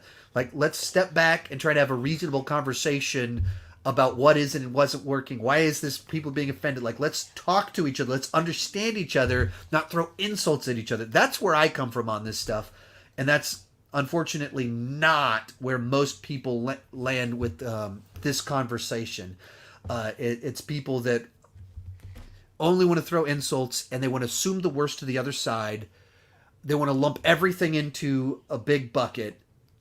And I wish everyone would just pay attention, understand the other side, respect where the other side is coming from, and have a reasonable conversation about it. But that's not how the internet works. I've spent enough time on the internet, in the comment section, on Twitter to know nobody wants to do that. They just want to have everything be black and white, simple, good, bad, everything's a team sport, everything's polarized. That's not the way the world works. What did you think of 127 Hours 2010, and do you think you can review it on the channel? Unfortunately, I haven't seen it. I've never seen it. Kind of goes back to something I mentioned before, but that kind of window of time, 2008 to the start of my channel, about 8 years there. I just had a very time-consuming job. Then we had kids. I had my own personal issues and a lot of kind of those great dramas. I wasn't able to see them, so unfortunately, I haven't seen it. So I'm sorry that hasn't happened. Would I be able to review it on the channel? The honest answer is probably not. I just don't do a lot of retro reviews because everybody wants me to review something different. And everyone wants me to review an old movie, but they want a different old movie reviewed. And so whenever I do them, they just don't tend to do very well unless it's Spider-Man, Star Wars. If it's a big, gigantic franchise that everybody loves, they do well. But like random drama, even a great one from 12 years ago, 11 years ago, it just doesn't do well, unfortunately. Ranking idea, Roland Emmerich ranking. It's possible. He's got a new movie coming out in February, and it's a slow enough little window that it could possibly happen.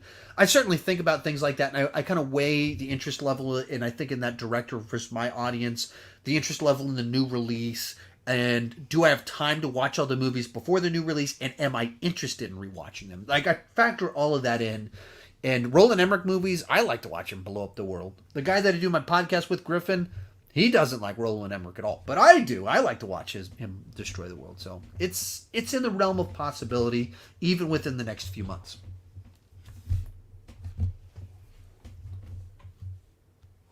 How excited are you for Spider-Man No Way Home?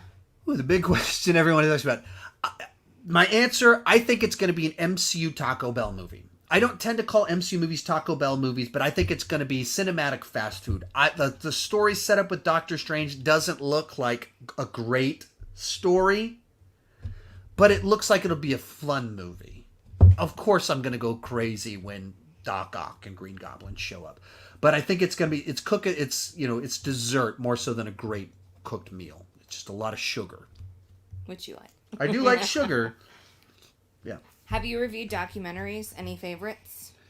I've reviewed a few documentaries. It's not what my primary focus is on, so not a ton of them. Any favorites? There's one called like Bigger, Faster, Stronger about male body image because of 80s movies and how it led to steroid use. I thought that was a really fascinating story, and like even the way that people perceive steroids is like it's a real interesting study of kind of like way perceptions on things grow and how it goes into all the photoshopping that happens with advertisements. This is even before the Instagram era, so it doesn't even touch on like Instagram, and like it would be if you did it now, it would be even more so of the influencers and all the things that make what they're doing fake. But it kind of just dives into how everything you're seeing in advertising is creating a unrealistic body image for people. And I just thought it was a fascinating little movie while being entertaining.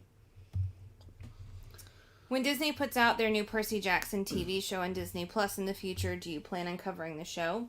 I've sent you 2 movies already and plan on sending the first 5 books soon. Woo! Well, I guess hopefully the kids are excited about it. They are excited about it. Then we'll be reading them with more kids. Mer-kids. That's not a Mer-kids. word. Mer-kids. Talking too long. Yes, I believe that I will cover Percy Jackson. I would think that I would. It's tough to like, hey, a year and a half from now, will you cover this thing that we don't have a trailer for? It's only been announced. And we don't know what's coming out at the same time. I don't know. I mean, it would certainly absolutely be on my radar.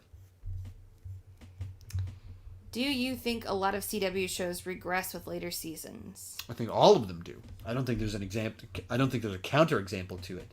I think they start with a strong premise, strong cast. Some of them start terrible.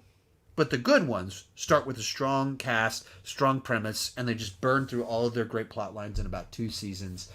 And then they're just struggling from there.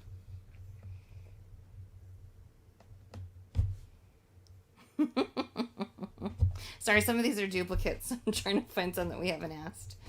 There we go. Hey, Sean, do you have any thoughts on Antlers? Unfortunately, no. There was a press screening. I was invited to it, but as I talked about a few times in here, October got really busy for me. And because I'd said that I was going to do this Bond ranking and Halloween ranking and a 31 on 31 and Edgar Wright movies and Denis Villeneuve movies, there's just so much that I had to get watched that I just couldn't get out to watch another movie. And even if I did, I wouldn't have been had time to make a video about it.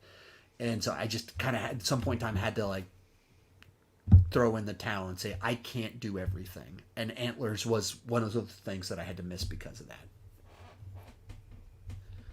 You ever watched Doctor Who?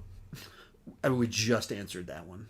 Oh, sorry. Yeah, we like 5 minutes ago. I've watched Series 1 and Torchwood Series 3. Not really my thing. I like Torchwood more than Doctor Who. Oh, goodness. Congrats, Sean. Surprised there's no review for Red Notice coming. Looks like a good palate cleanser after seeing your thumbnail for Home Sweet Home Alone. Yeah, basically, I think I was just too late requesting a screener for it because they released it in theaters a week ago. And so whenever whenever Netflix does that, they normally don't allow you to have screeners once it's hit theaters. And so I requested it basically as soon as it went to theaters.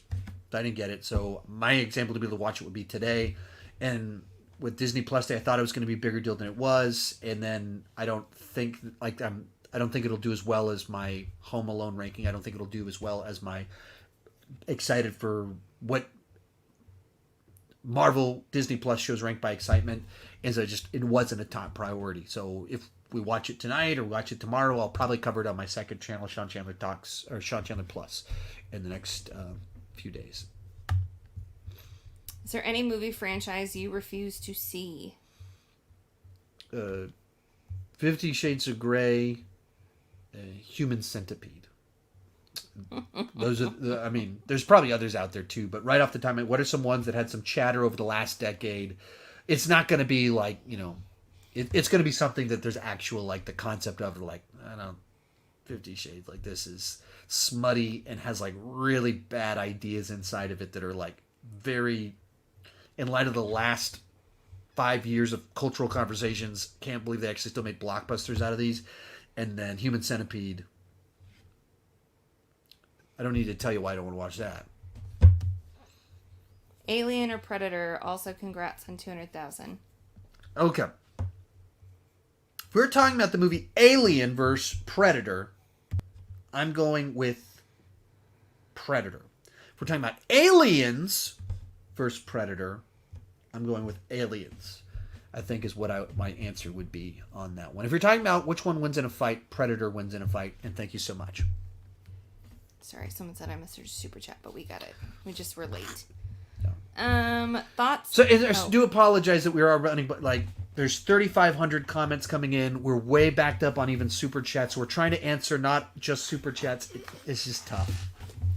Thoughts on Kristen Stewart playing live action Gwen Stacy? I haven't heard that one. I haven't heard that. She's too old. Would she be with Tom Holland? I mean, she's playing Princess Diana and looks 35, and he's 25 and looks like he's graduating high school. So I just don't see it because I don't see how it fits into the franchise. I wouldn't go for her because I haven't seen enough of her stuff where she's known for being a good actress. So then I just don't see it. Have you seen the Reanimator films? I've seen the first one a few times, the original one, and I don't know. I don't know if there's much to say about it. I'm like, what are the just weird, wacky horror movies that you certainly absolutely couldn't make these days with what goes on with the severed head and the girl on the table, and you couldn't do that these days. But I watched it a few days. I watched it for a few days. No, I watched it a few times, but it was like 20 years ago. So I don't have any. I can't give you like a fresh, interesting take on it. But I've seen the original one, and actually watched the commentary with Barbara Crampton and everything like that. So I even did kind of a deep dive into it when I rented it from Hollywood Video.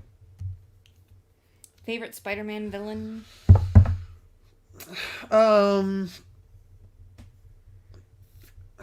if you throw Venom into the mix, I think he's the most interesting because he has similar powers. There's a personal rivalry in there, and there's just a fun personality to him. I think Green Goblin is with the Osborn friendship and complication. I think there's a lot of interesting kind of stuff that comes with that. If you throw Kingpin in the mix as kind of this mastermind, masterminds are always fun, but I'm not great at picking favorites. Francisco? Thank you so much for supporting the channel. Hopefully we can find you a question if you have one. Nice job, Sean, on 200,000 subs. I've been a fan for a couple years now. Question: opinions on Star Trek: The Wrath of Khan turning 40 years next year? Yeah, a bunch. Summer of '82 was a huge summer for iconic movies. So next summer, a bunch of just classic films turned 40, including Star Trek II: The Wrath of Khan. I would say the best Star Trek movie, one of the best sci-fi movies of all time. And I would say the final space battle in that movie is still in the top 5 best space battles of all time, which I would throw in also of Return of the Jedi space battle and then Star Trek 2. I love old model work, and what's cool about Star Trek 2 is that it's like naval ships rather than a dogfight. Star Wars is dogfight, and this is like a naval battle with submarines except in space. And then but so turning 40, I don't know, it's just some of it's very fascinating of like it's a movie that's just a little bit younger than me, so it's been with me my whole life, and that's weird to think about as I get older. And that is a kind of a weird offshoot on this, like watching Rocky IV last night and realizing I'm older than Stallone in this movie. I've been watching this movie almost my whole life, and for the first time watching it, I'm realizing I'm older than him in this movie. Stuff like that wigs me out a little bit. But I don't have to worry about that with Wrath of Khan for another 10 years, because Kirk was 50 years old in that movie, so I got another 10 years, so I have to process that. Next up. Wait a minute. So if it's approaching its 40th, then you'll be his age at its 50th-ish. Well, I mean, the movie's as old as me, so... Right. It's weird. Yeah. It's weird. Oh, I see what you're saying. What was a bigger disappointment, Wonder Woman 1984 or The Eternals? For me, Eternals. In the theater, I enjoyed Wonder Woman 1984 enough. Some of it was maybe just, hey, I'm watching a comic book movie in the theater. Whereas Eternals, I was just really frustrated from beginning to end, and leaving the theater was like, man, that's the first time I'm leaving a Marvel movie feeling like I'm not sure that I dug that. So I think I would go Eternals. Here are some movies that shouldn't have turned into franchises. So this is a reference to a video I did a week back. Bayformers, Jurassic Park, Predator, Terminator after T2, and Alien after Aliens. I don't know. I think you kind of cheat a little bit if you kind of say, "Hey, I'll give you a sequel, but only one." I think some of it, like Bayformers, I like Bumblebee, and I don't think the second one is the worst of the bunch. So I think it's tough to say. I like I like Jurassic World. So, but yeah, I think there are ones that have a lot of very disappointing sequels in all those franchises. Yeah. You know Austin Burke? I do know Austin Burke. I have not met Austin Burke in real life, but I've done a bunch of collaborations with Austin. So if you look up Sean Chandler, Austin Burke, I've been on his channel. He was on my podcast. I've interviewed him a couple of times. But yeah, I know Austin. He's a real nice guy. And it tends to, I'm kind of a weird, I'm not, in a certain sense, not very chatty at all with people. But if I do like a live stream with you, after the live stream's over, I'll probably talk with you for an hour afterwards. So a couple times I've done live streams with Austin. We talked for like an hour afterwards. Real nice guy. Side note, we are 3 minutes over 2 hours. Yeah, so we're supposed to do 2 hours. How backed up are we? We're almost caught up. Okay, so if we can get caught up, let's try and get caught up, and then see what happens from there. Hey, Sean, congrats and keep on pushing. Question, would you ever consider getting a letterbox? Hey, thanks so much. I have a letterbox. I've had a letterbox for years. I just don't use it. But like I've been on there, it's not like, what's letterbox? I mean, what's this thing you speak of? Whenever it came out, whenever it started getting traction, I hopped on there, and I just don't like it. I have my own system for taking my notes and everything. I use Evernote, and I just didn't like the interface on it, so it didn't come organically to me. And then likewise, because I like the way I take notes in Evernote, that it's on my desktop, it's on my phone, nice and simple. It was just work for me, and work that doesn't have a payoff. And so I just didn't really like it very much, and that's it. So, but I have an account. If you find my actual account, that's me. But I don't use it. What's your favorite Pixar movie? So I have a Pixar ranking, so you can see where all of them fall. I actually have a bunch of Pixar rankings, but as of the last one I did, and all the other ones I did, it was Finding Nemo. It came out I watched it for the first time at the right moment in life, where I didn't watch it till I was 10 years old, and I had a 1-year-old son whenever I first watched it. And you watch it very differently from that perspective. Do you think they'll ever make an animated Indiana Jones TV show with Ford's likeness? I wouldn't think so, because I think Indiana Jones would lend himself to just a live action. You don't need to go animated to be able to tell those types of adventures. They did Young Indiana Jones Chronicles. And so, especially with the advances of technology and everything, you could pretty easily do Indiana Jones as just a live action TV show and not need the cheat of animation to be able to do the spectacle. And so I don't see why they would go in that direction. I don't know, this way we could do the likeness of Harrison Ford. You also just pick someone that looks kind of like Harrison Ford and do it live action. So I wouldn't see them going in that direction. What Phase 4 Marvel movie are you most excited to see? So I'm a big Blade fan, and now that we've heard his voice, so Blade is certainly on my mind. Guardians of the Galaxy, as much as I have my negatives to say about Volume 2, I love Guardians of the Galaxy, so I'm still hopeful that I'll like the next one. Doctor Strange 2 has me very fascinated, because I really want to see more Doctor Strange and Sam Raimi returning to Marvel after over 10 years. Those are the ones that come to mind. Sorry. Last super chat from me. How familiar are you with Logan Lerman, both as an actor and his filmography? He will be in Bullet Train with Brad Pitt in 2022. Logan Lerman is someone that I didn't know what he looked like. I've looked him up now, and I'm not familiar with his work, really. I've heard his name before, so I know I've Wikipedia stalked him before, but he is not someone that is. I don't remember what it was that he was on my radar so much before, because I know some point in time I was like, Logan Lerman, who's that guy? So he must have been in something, or was announced in some big role that, something like that. No. So I don't really know his stuff. Nope. I'm not really familiar with the guy. Congratulations! Oh, he was in The Patriot. So I know him as a little kid. So that's cool. But there's other stuff he's not someone I'm super familiar with as an old man. Sorry. Congratulations, Sean, was the next one. I hit it when you remembered who he was. Thank you so much. Have you seen Invincible on Amazon? I watched the first 2 episodes. Another one of those examples of just, it's a busy year, and so then when it was first running, it was a news show, and so it just wasn't the first thing on my mind to check it out. And then by the time I started getting traction, I was just busy, and so then I tried to watch it once the season was over and everyone said it was great. I heard so many people asking me about it. But it was just, the tricky part is I can't watch it with my kids, and The Boys as an animated show didn't seem like something my wife would be into. I know it's not exactly that, but R-rated superhero show, there's similarities. It didn't seem like something she'd be into. So I tried to watch it. I watched a couple episodes, and I just couldn't find the time to watch it late at night. Will you be reviewing Cobra Kai season 4 when it comes out in 6 weeks? I'll most likely Netflix will give it. Last year, Netflix gave it to us 2 or 3 weeks early, so most likely my review will be in about a month.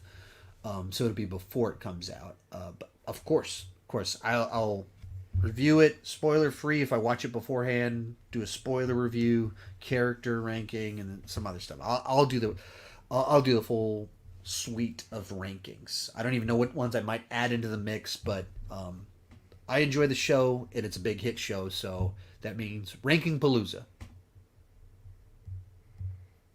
What will you talk about in the future? By the way, congrats on 200,000. Well, thank you so much. What will I talk about in the future? Well, let me tell you what's coming up in the near future. All 60... Whoa, I'm going to touch my computer.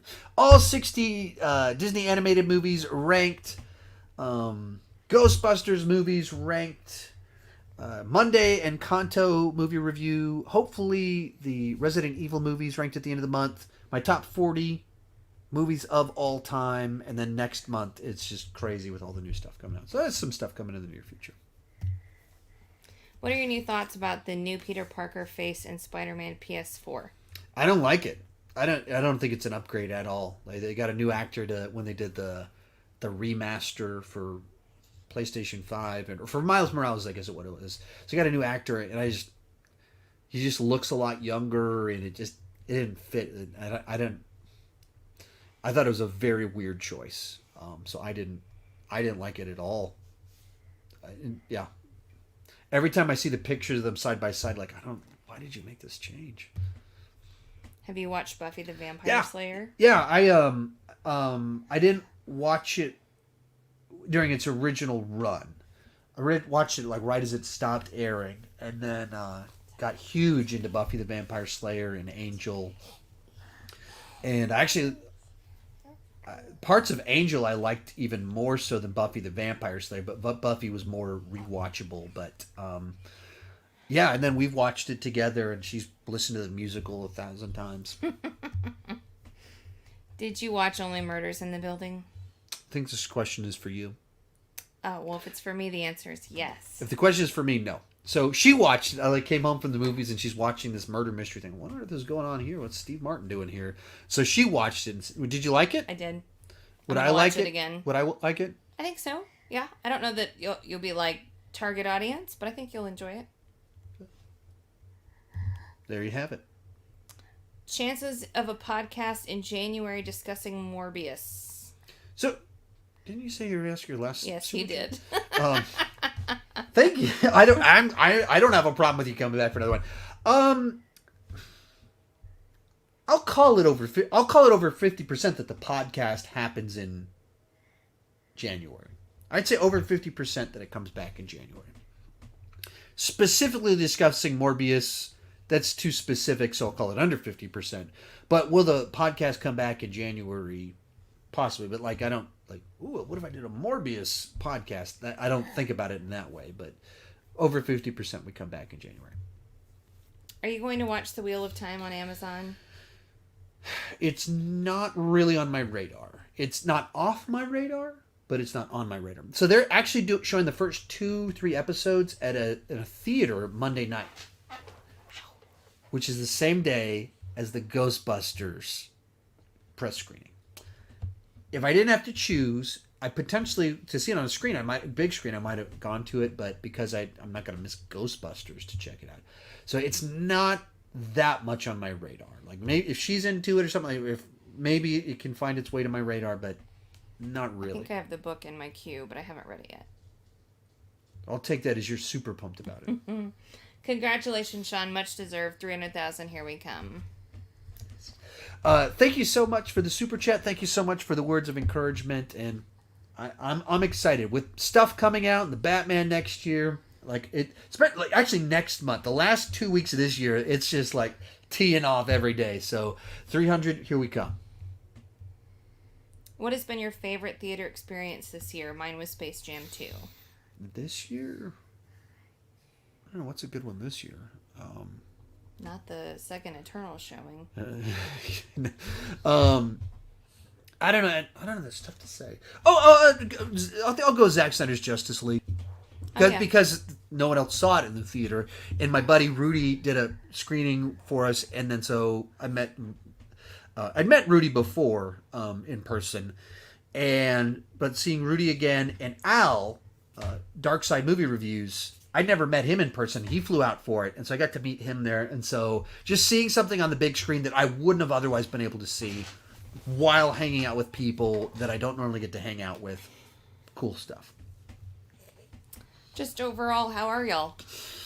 Good. Just a little bit too busy, a little bit too much going on, a little bit overcommitted. But when my big complaint in life is like, man, I have way too movies I got to watch and talk about on my channel for my 200,000 subscribers. Life sucks. Like the things I complain about sound stupid compared to the complaints about other people's jobs. But yeah, I turn 40 in 2 days and 2 weeks, and I hit 200,000 subscribers this month. It's just like it's a nice mile marker heading into my 40th year. I feel in a lot of ways like I'm hitting 40 on top of the world. That's cool. That's a nice place to be in life. So I'm good. Which movie was more fun to watch, Space Jam 2 or Godzilla vs. Kong? Godzilla vs. Kong. That was another fun one in the theater. She loves monster movies. Did you go see it both times with me? The press screening plus... I think I missed it the first time because remember we had the matching shirts? I don't think that was at the press screening. I wonder if we even had a press screening. Did I just have the digital? digital? I think you made that up. Maybe I made it up. I'm making stuff up. I might not have been back on the press list yet. So we saw it, I think, first time at home is what happened. Watched it at home the first time, and then we went the second time with our friends. That's what happened, because we bought the tickets in advance with our friends, and then you got the screener link. Yeah. So we watched it twice in a row, which is not a bad thing. Yeah, Space Jam 2, it was fun to take the kids to go see it. I think, if you guys know Double Toasted Corey Coleman, I sat next to him at it, which I see him at the movies all the time, so it doesn't mean it. But for any of you that are Double Toasted Corey Coleman fans, like I sat next to him and had my kids. I said, this is kind of fun, but I didn't like Space Jam 2 all that much. Godzilla vs. Kong, contender for Taco Supreme for 2021. Congrats, man. You inspired me, and now I make movie content for 1.7 million followers. Woo! How do you go about seeing things early and being on lists for events? Yeah, so thanks so much for watching. That's awesome that I inspired you. And wow, 1.7 million followers. That is incredible. It's different for every market. It's different for every kind of way you cover things. So the way I got on the list here in town is I just went to the press screenings because they give out general passes because I want to fill out the theater. And I just walked up to the person running the event and went, hey, I've got a YouTube channel with 20,000, 30,000, 50,000 subscribers. Can you give me the contact information? I emailed the person. And then before that, we just made lists. We went to every major studio's press page. I had a list 20 different emails, and I didn't know if it was the right email or not. We just emailed 20 of them and got back from one. I had one press list. I got to go see Hitman's Bodyguard. That was the first one from sending out 20 emails to 20 different studios. Just hustle. There's no simple answer to it. Find someone that is in your niche, that whatever platform you're on, whatever you do, someone else that is a peer to you that is on the list, and you just ask them for their contact information, how they got in. And I found people to be pretty friendly. So if someone emails me, hey, I just started last week, how do I get on press lists? I'm not going to give you contact information. If you have a following, if you're getting traction, and you say, hey man, who do I contact? I'll be as helpful as I can. But like when you're starting out, it's presumptive to be like, I should be on the press list. No. You got to pay your dues. You got to earn it. I had 50,000 subscribers before I got on most of the press list. So when you're like, hey, I've got 5 subscribers, how do I get on the press list? That sounds weird to me. You have 1.7 million followers. That sounds like something that you can find someone that easily leverage. You can leverage that pretty easily to get in and find someone that can help you out. But you just like message someone that's kind of, I don't know if it's TikTok, it's doing it, like message them and like, hey, how do you get in on this? And they'll as soon as you message them and say I have 1.7 million followers, I have 10 million monthly views, whatever it is, they go, here you go. And once you're on one, it's easier to get on two. And once you have some connections to some other critic people, you share back and forth and help each other. I found the community to be very friendly. Have you gotten a chance to check out Scooby-Doo Mystery Incorporated? It's the greatest incarnation of the franchise, in my opinion. I don't know which one that is. Is that the one we watched with the kids? From 2010, I believe. I just looked it up. I'm sure we've seen it. I'm so sorry. They all blur together for me. I don't know which one it is. I mean, we have kids, and we were and they once love kids. Scooby-Doo. And kids, whether they were us 30 years ago or our kids now, love Scooby-Doo. So I've seen all the classic ones. The one that Simple Plan does the theme song for, I've seen that a million times. All of our kids have gone through a phase of it. So Scoob? We've seen Scoob 1,000 times. But Scooby-Doo is very prominent. But like the specific one, I can't say that I'm an expert on it to know. I say this almost every live stream you do. I need to keep tradition alive. Rush Hour ranking in 2022. Much love, man. And I don't know. There's the thing that holds me back from some of those is simply put, I don't think it would do very well. Right now, new Rush Hour movie comes out. Rank all 4 of them. It does one number. Rank it tomorrow without a new one coming out. It does this number. And when I'm doing that video instead of what is coming out this week, it means I'm trading a video that does this for one that does this. That's the stuff going on in my... That's actually why I started the second channel, Sean Chandler Plus. Why did I start it?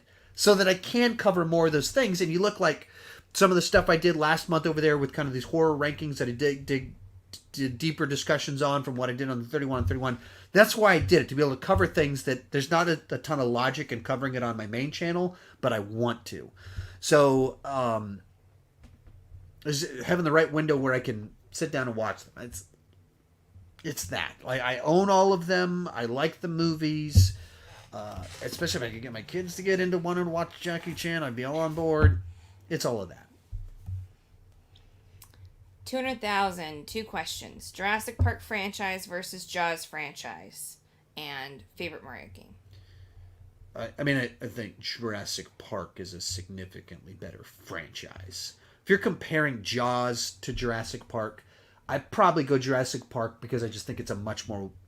It's an easier film to watch. It's much more popcorn roller coaster. It's, it was 15 years later and the pacing of films had changed a little bit. Both great thrillers. One's a little bit much more rewatchable. It's like just easy to just digest. As franchises, Jaws isn't a very good franchise. Shut your mouth. She doesn't appreciate me saying that. I think that's an obvious I know statement. it's an acquired taste. Jurassic Park, taste. I think, has some other, even the bad ones are fun to watch because it's dinosaurs destroying stuff. Favorite Mario game? I would go like whatever the latest Mario Kart is, or I'd probably go Mario Kart Wii. Mario Kart Wii is just a really good Mario Kart game. But all the Mario Kart games are great. Of the actual Mario games, I don't know. I'd go Super Mario World. I don't know. Favorite cartoon? Batman the Animated Series. Ooh, good choice. I don't normally pick favorites. That's the fastest you've ever answered. That's one that I have an answer to it. That's a good answer. And it's kind of coming back on HBO Max. They said they're going to try and out Batman the Animated Series. So I'm excited for that. We are caught up on Super Chats. Okay, we're going to go a few minutes through your questions. I'm going to try to do lightning round for about 5 minutes, and then we're actually 23 minutes over. I told her only 2 hours. Which I knew was the lie from the beginning. Yeah, but it was for 200,000 subscribers. We haven't done this in 6 months. It's worth a long one to answer lots of questions. So, lightning round. Thoughts on X-Men 97 getting a reboot? They announced they're doing X-Men 97, and it's a continuation of X-Men the Animated Series. I am the X-Men the Animated Series generation. Like, when I think about the 5th grade, it's me hanging out with my buddy David Brown, watching X-Men, and playing with our X-Men figures, and collecting our X-Men cards, which I actually still have mine right over there, and watching Batman the Animated Series. That's when I think 5th, 6th grade, that's what comes to mind. The idea that they're bringing it back, same voice cast, that's awesome to me. That's very cool. I'm super duper in. Yeah, I don't think you were really asking me, but so in. I was actually asking you because Oh. I knew you were excited because of Dark I'm Phoenix. very excited. I love the Phoenix Saga. It was like probably the first time I remember ever being like into Comic a stuff, series. yeah. Well, I just like a series. Series, okay. Yeah, where you're Even watching more? something Okay. and there's a continued Yeah, like story. these days, serialized storytelling is the norm. 1993 was not. I could not wait. That for was the not a next thing. Installation. And they did serialized storytelling for children.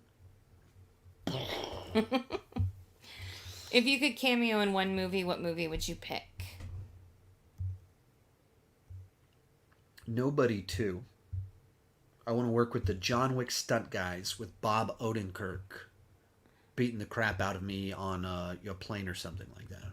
What an interesting choice. Yeah, 'cause if I'm going to do a cameo in a movie, like I want to be like a stunt man in an action scene getting beaten up by someone.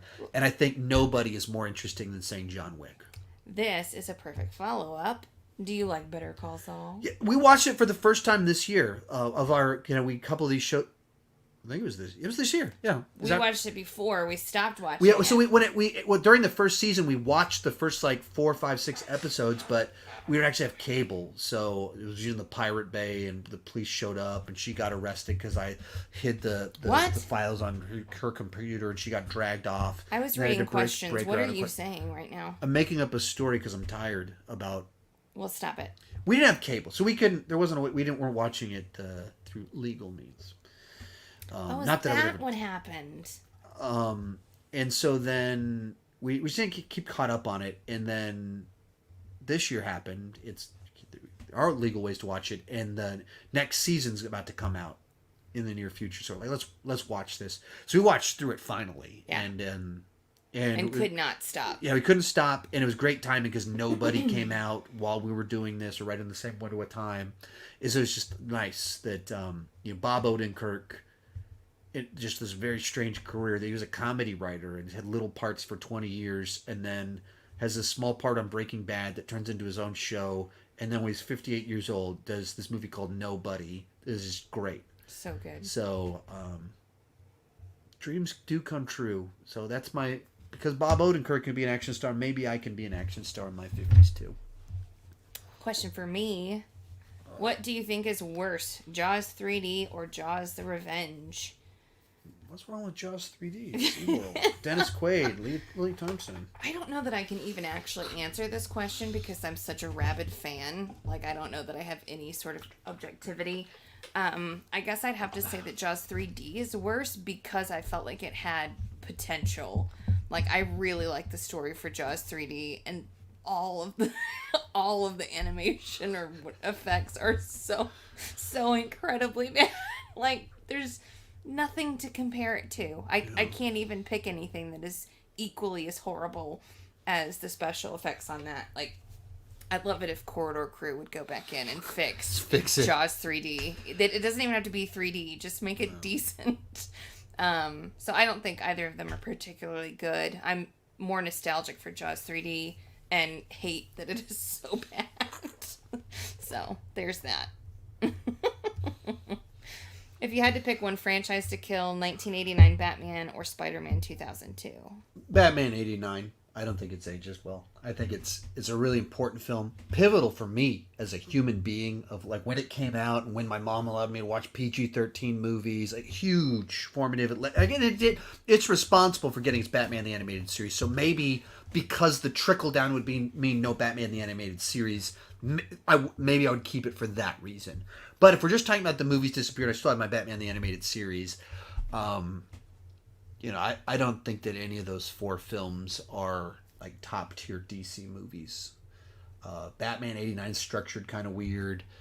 Batman Returns is more of it's like Tim Burton does a comic book movie with a Batman mask on, but it's much more Tim Burton movie than Batman story.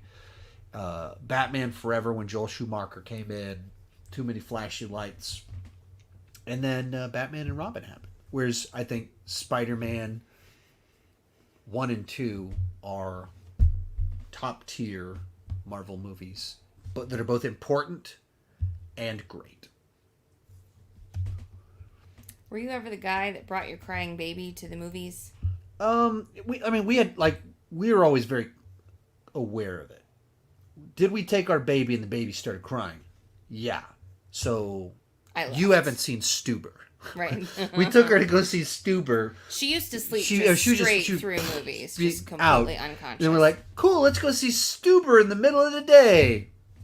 No, bad not that idea. day. That didn't work. So I watched Stuber, and she walked around in the lobby. So our baby started crying during some movies. We did take our baby, but we didn't try and stay in there the whole. We didn't do that. We left, or I left. I've never taken the baby to press screenings. Maybe there's some family. They do some family press screenings where it's bring your whole family. But even Encanto, this past week I could have brought the whole family. It was we're not going to bring the baby because that's not. I don't think that's appropriate. She's too unpredictable right now. Yeah, she's too. Yeah, so we have brought the baby, but we're very aware of other people and respecting them. Who is your dream James Bond? If we're can create alternate timelines, if Henry Cavill had been cast 10 years ago instead of getting cast as Superman, that's pretty cool. I think he'd be a great James Bond then, without him being Superman. But now that he's Superman, Mission Impossible, Geralt the Witcher, no. Who's actual in our reality? Who do I want to play Bond? I don't have a pick at all because I don't want them to pick an A-lister. I want them to pick someone that casting directors know who it is. Casting directors know they're great. But to the general public, they've only kind of had these small little roles. Like Daniel Craig was in Road to Perdition. He was in Lara Croft. Casting directors knew this guy was great. But he'd only been in these small things. That's who you want. And you kind of go back to Henry Cavill. He'd been in movies. He's in The Count of Monte Cristo from 2002, but he doesn't show up as Superman until 10 years later. Forget that. Yeah. It's 11 years later before he's A-lister Superman. Casting directors knew that whole time. He was discussed for Casino Royale because everybody knew he was great, but it was finding that right role for him. And there's always those people that, why on earth was, when you watch Star Trek 2009, you kind of watch it and you think, how on earth did they cast Chris Hemsworth for the first 10 minutes of this movie and kill him off? It's because casting directors knew this guy was going to be an A-lister soon. They knew he can be the star of this 10-minute mini movie at the beginning of Star Trek 2009, and you watch it and you're like, who is this guy? He's in the movie for 5 minutes, and he absolutely feels like a movie star for that 5 minutes. Because he was 6 months away from being cast as Thor. And the casting directors know who those people are. That's who I want to be the next James Bond. Not the guy that I know who it is. The guy that when they cast him, I go, who's this guy? Oh, I guess I have seen him in a couple things. Let's do a couple more, and if we got some final super chats or final questions, and then lightning round them, and go and cook my steaks and watch whatever we need to watch. Ghostbusters 2. I have to watch Jungle Cruise. Jungle Cruise. You haven't watched Jungle Cruise. Sean, have you watched Invincible? And congrats on the 200,000. You deserve way more.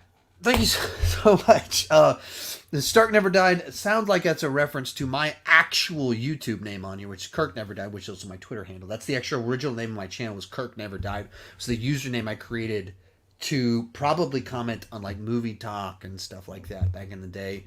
And then I started a YouTube channel. That's what it's actually called, Kirk Never Died. But I've watched the first 2 episodes. It kind of came out, and I didn't know what it was. Didn't know it was meaningful. Then finished, and people were like, this is awesome. You should check it out. And it was just a busy season, and rated R superhero show with a ton of blood and guts. I didn't think she'd want to watch that with me. And so there's only so much time per week where I can watch something by myself.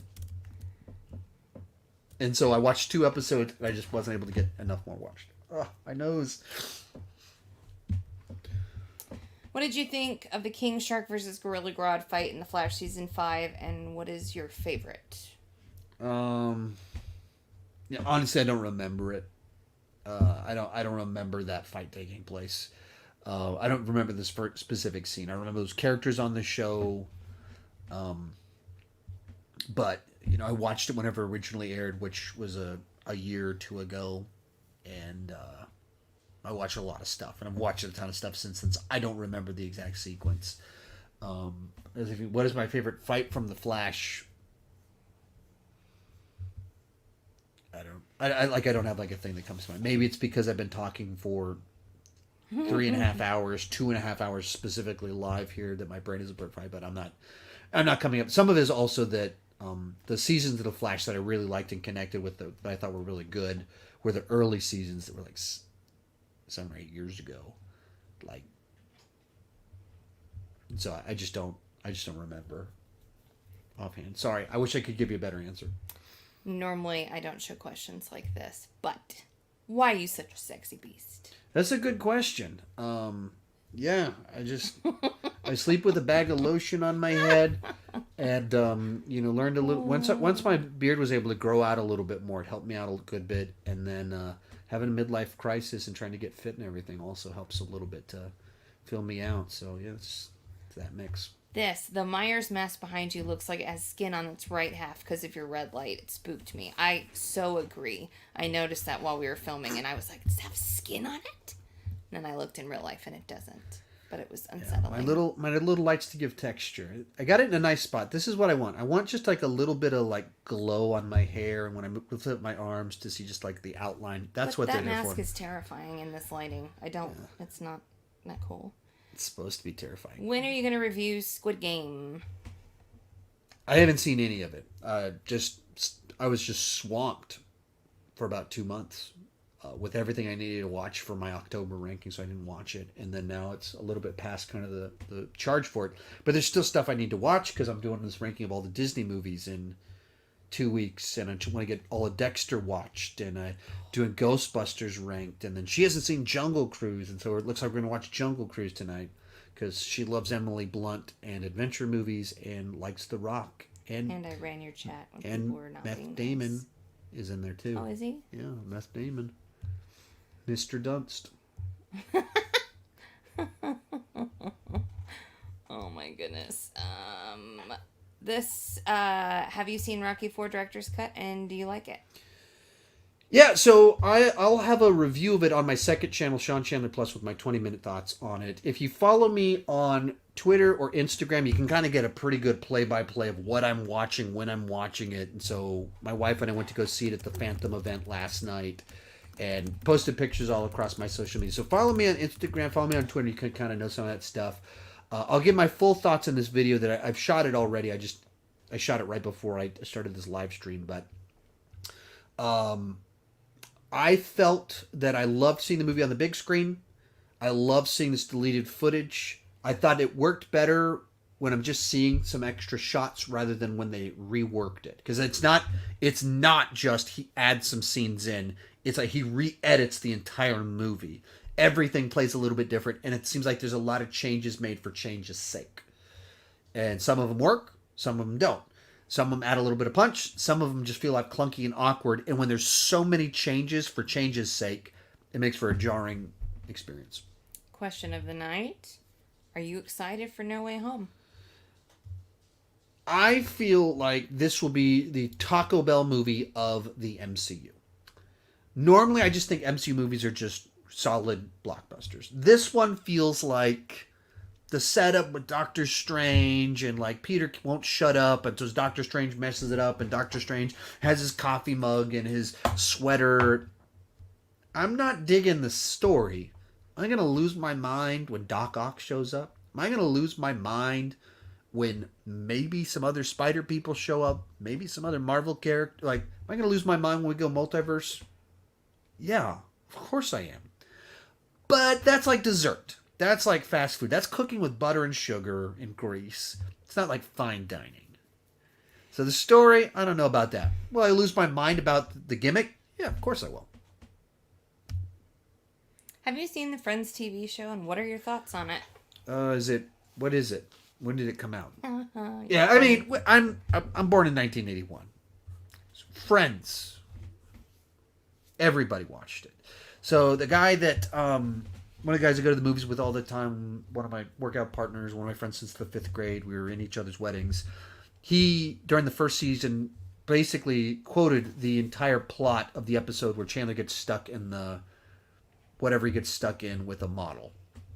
Quoted the whole episode to me, and then was, what's this show? I'll check it out. So I started watching the second half of the first season and watched it essentially whenever it originally aired, as did everyone else my age. We all watched it, and I was never as enamored with it as most people, or I've always been frustrated that I enjoy the show because it's one of those shows that was popular and just kind of feels kind of milquetoast to me. And what word is that? Milquetoast, generic, like broadly. Never heard of that.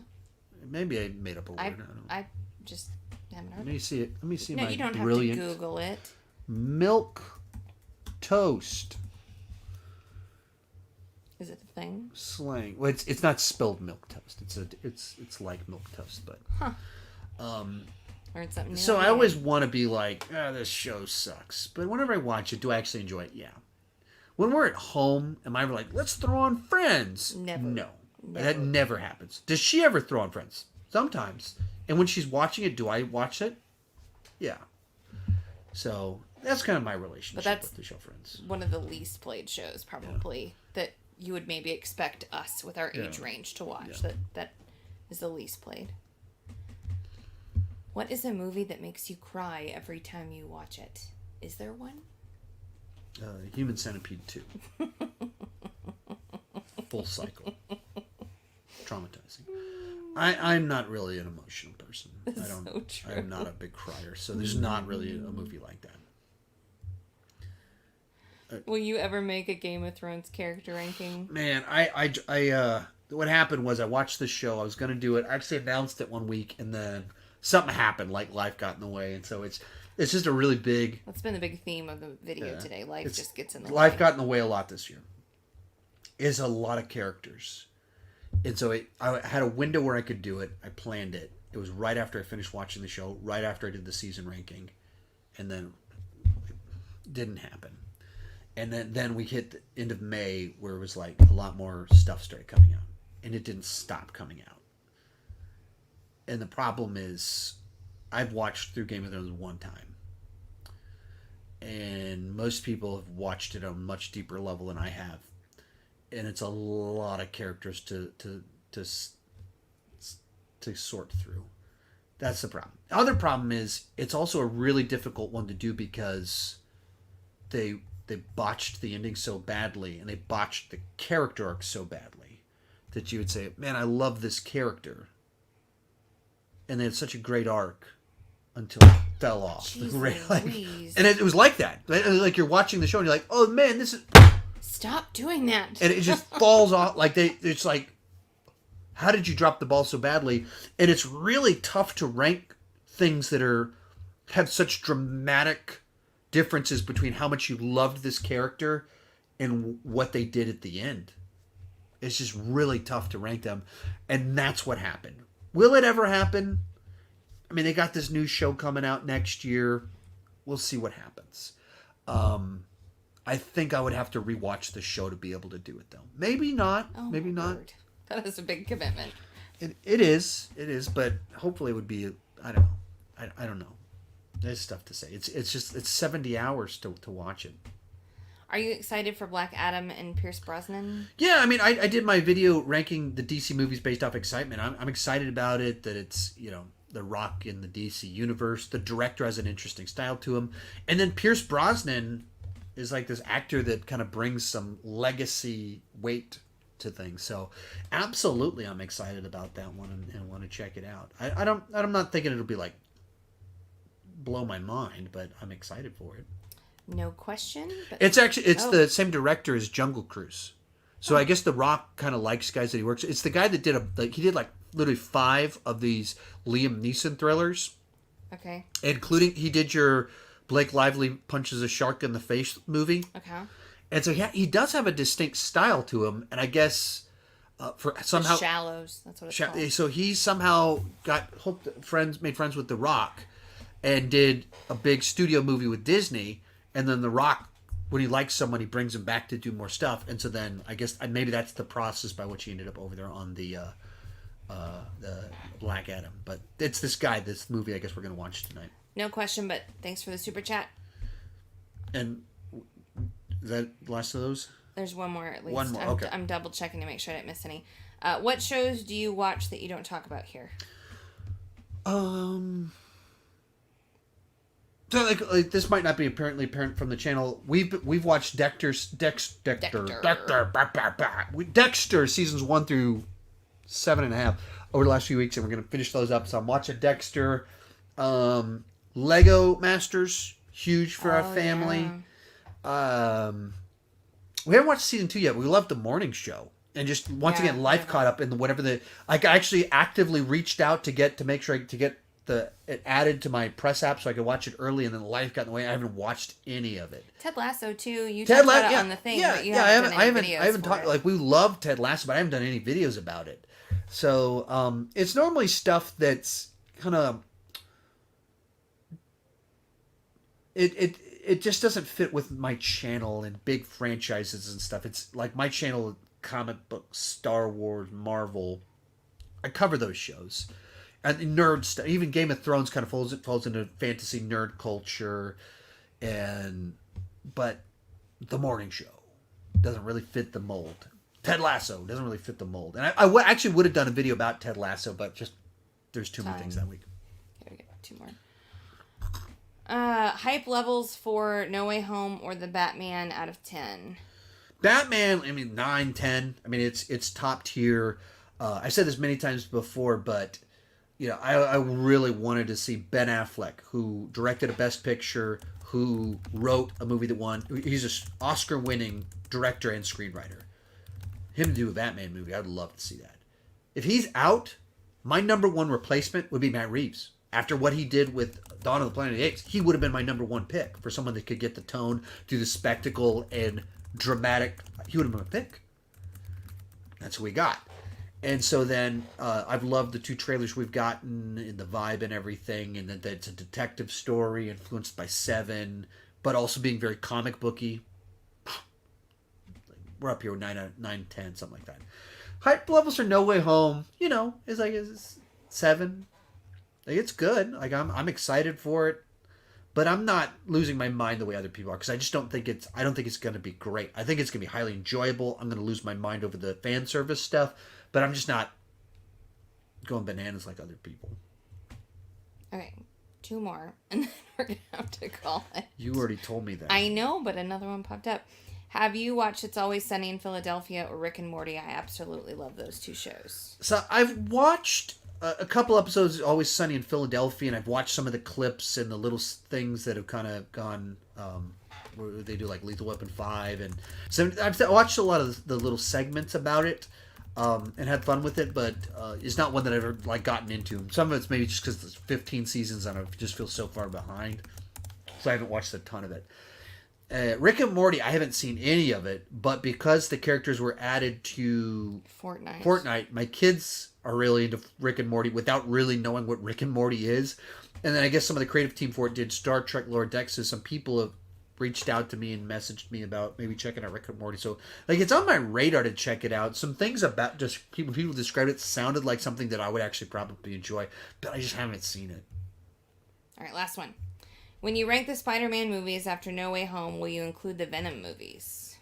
I believe I will. I think the last time I ranked them, I included them. So I didn't do a ranking after Venom came out because I planned to put them in the Spider-Man one. So I'll just say yes. It's possible that won't happen, but I believe my plan is to include the Venom movies in my ranking. And I'm going to do all my Spider-Man rankings. Spider-Man actors, final battles, whatever I do. I don't know whatever my set of things that I do.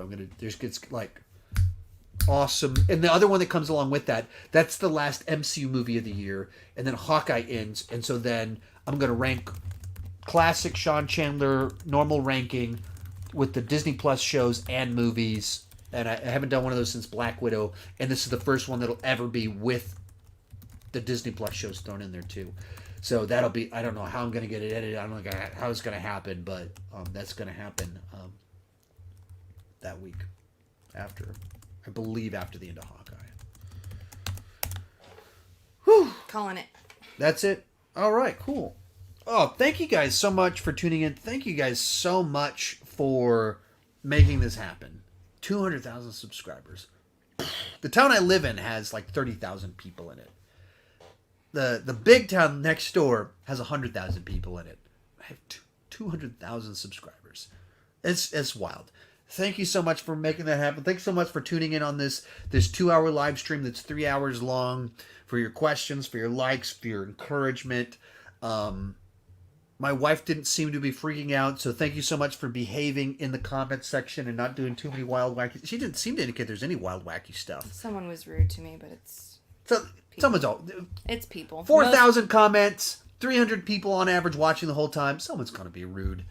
Thank But you guys overall, so much, yes, for that making is it a the great little event. And I need to do more of these, and hopefully the podcast will be back soon. They'll provide a way to do that. But hopefully these will become a more regular part of things now that life is calming down. See you on the channel. If you want to ask more questions, join up Patreon at any level. I do weekly, every Saturday we do a live stream. I answer everybody's questions. And I'll see you in tomorrow's video, Home Alone movies ranked. Bye-bye. Bye. Bye-bye. Bye-bye. Bye-bye.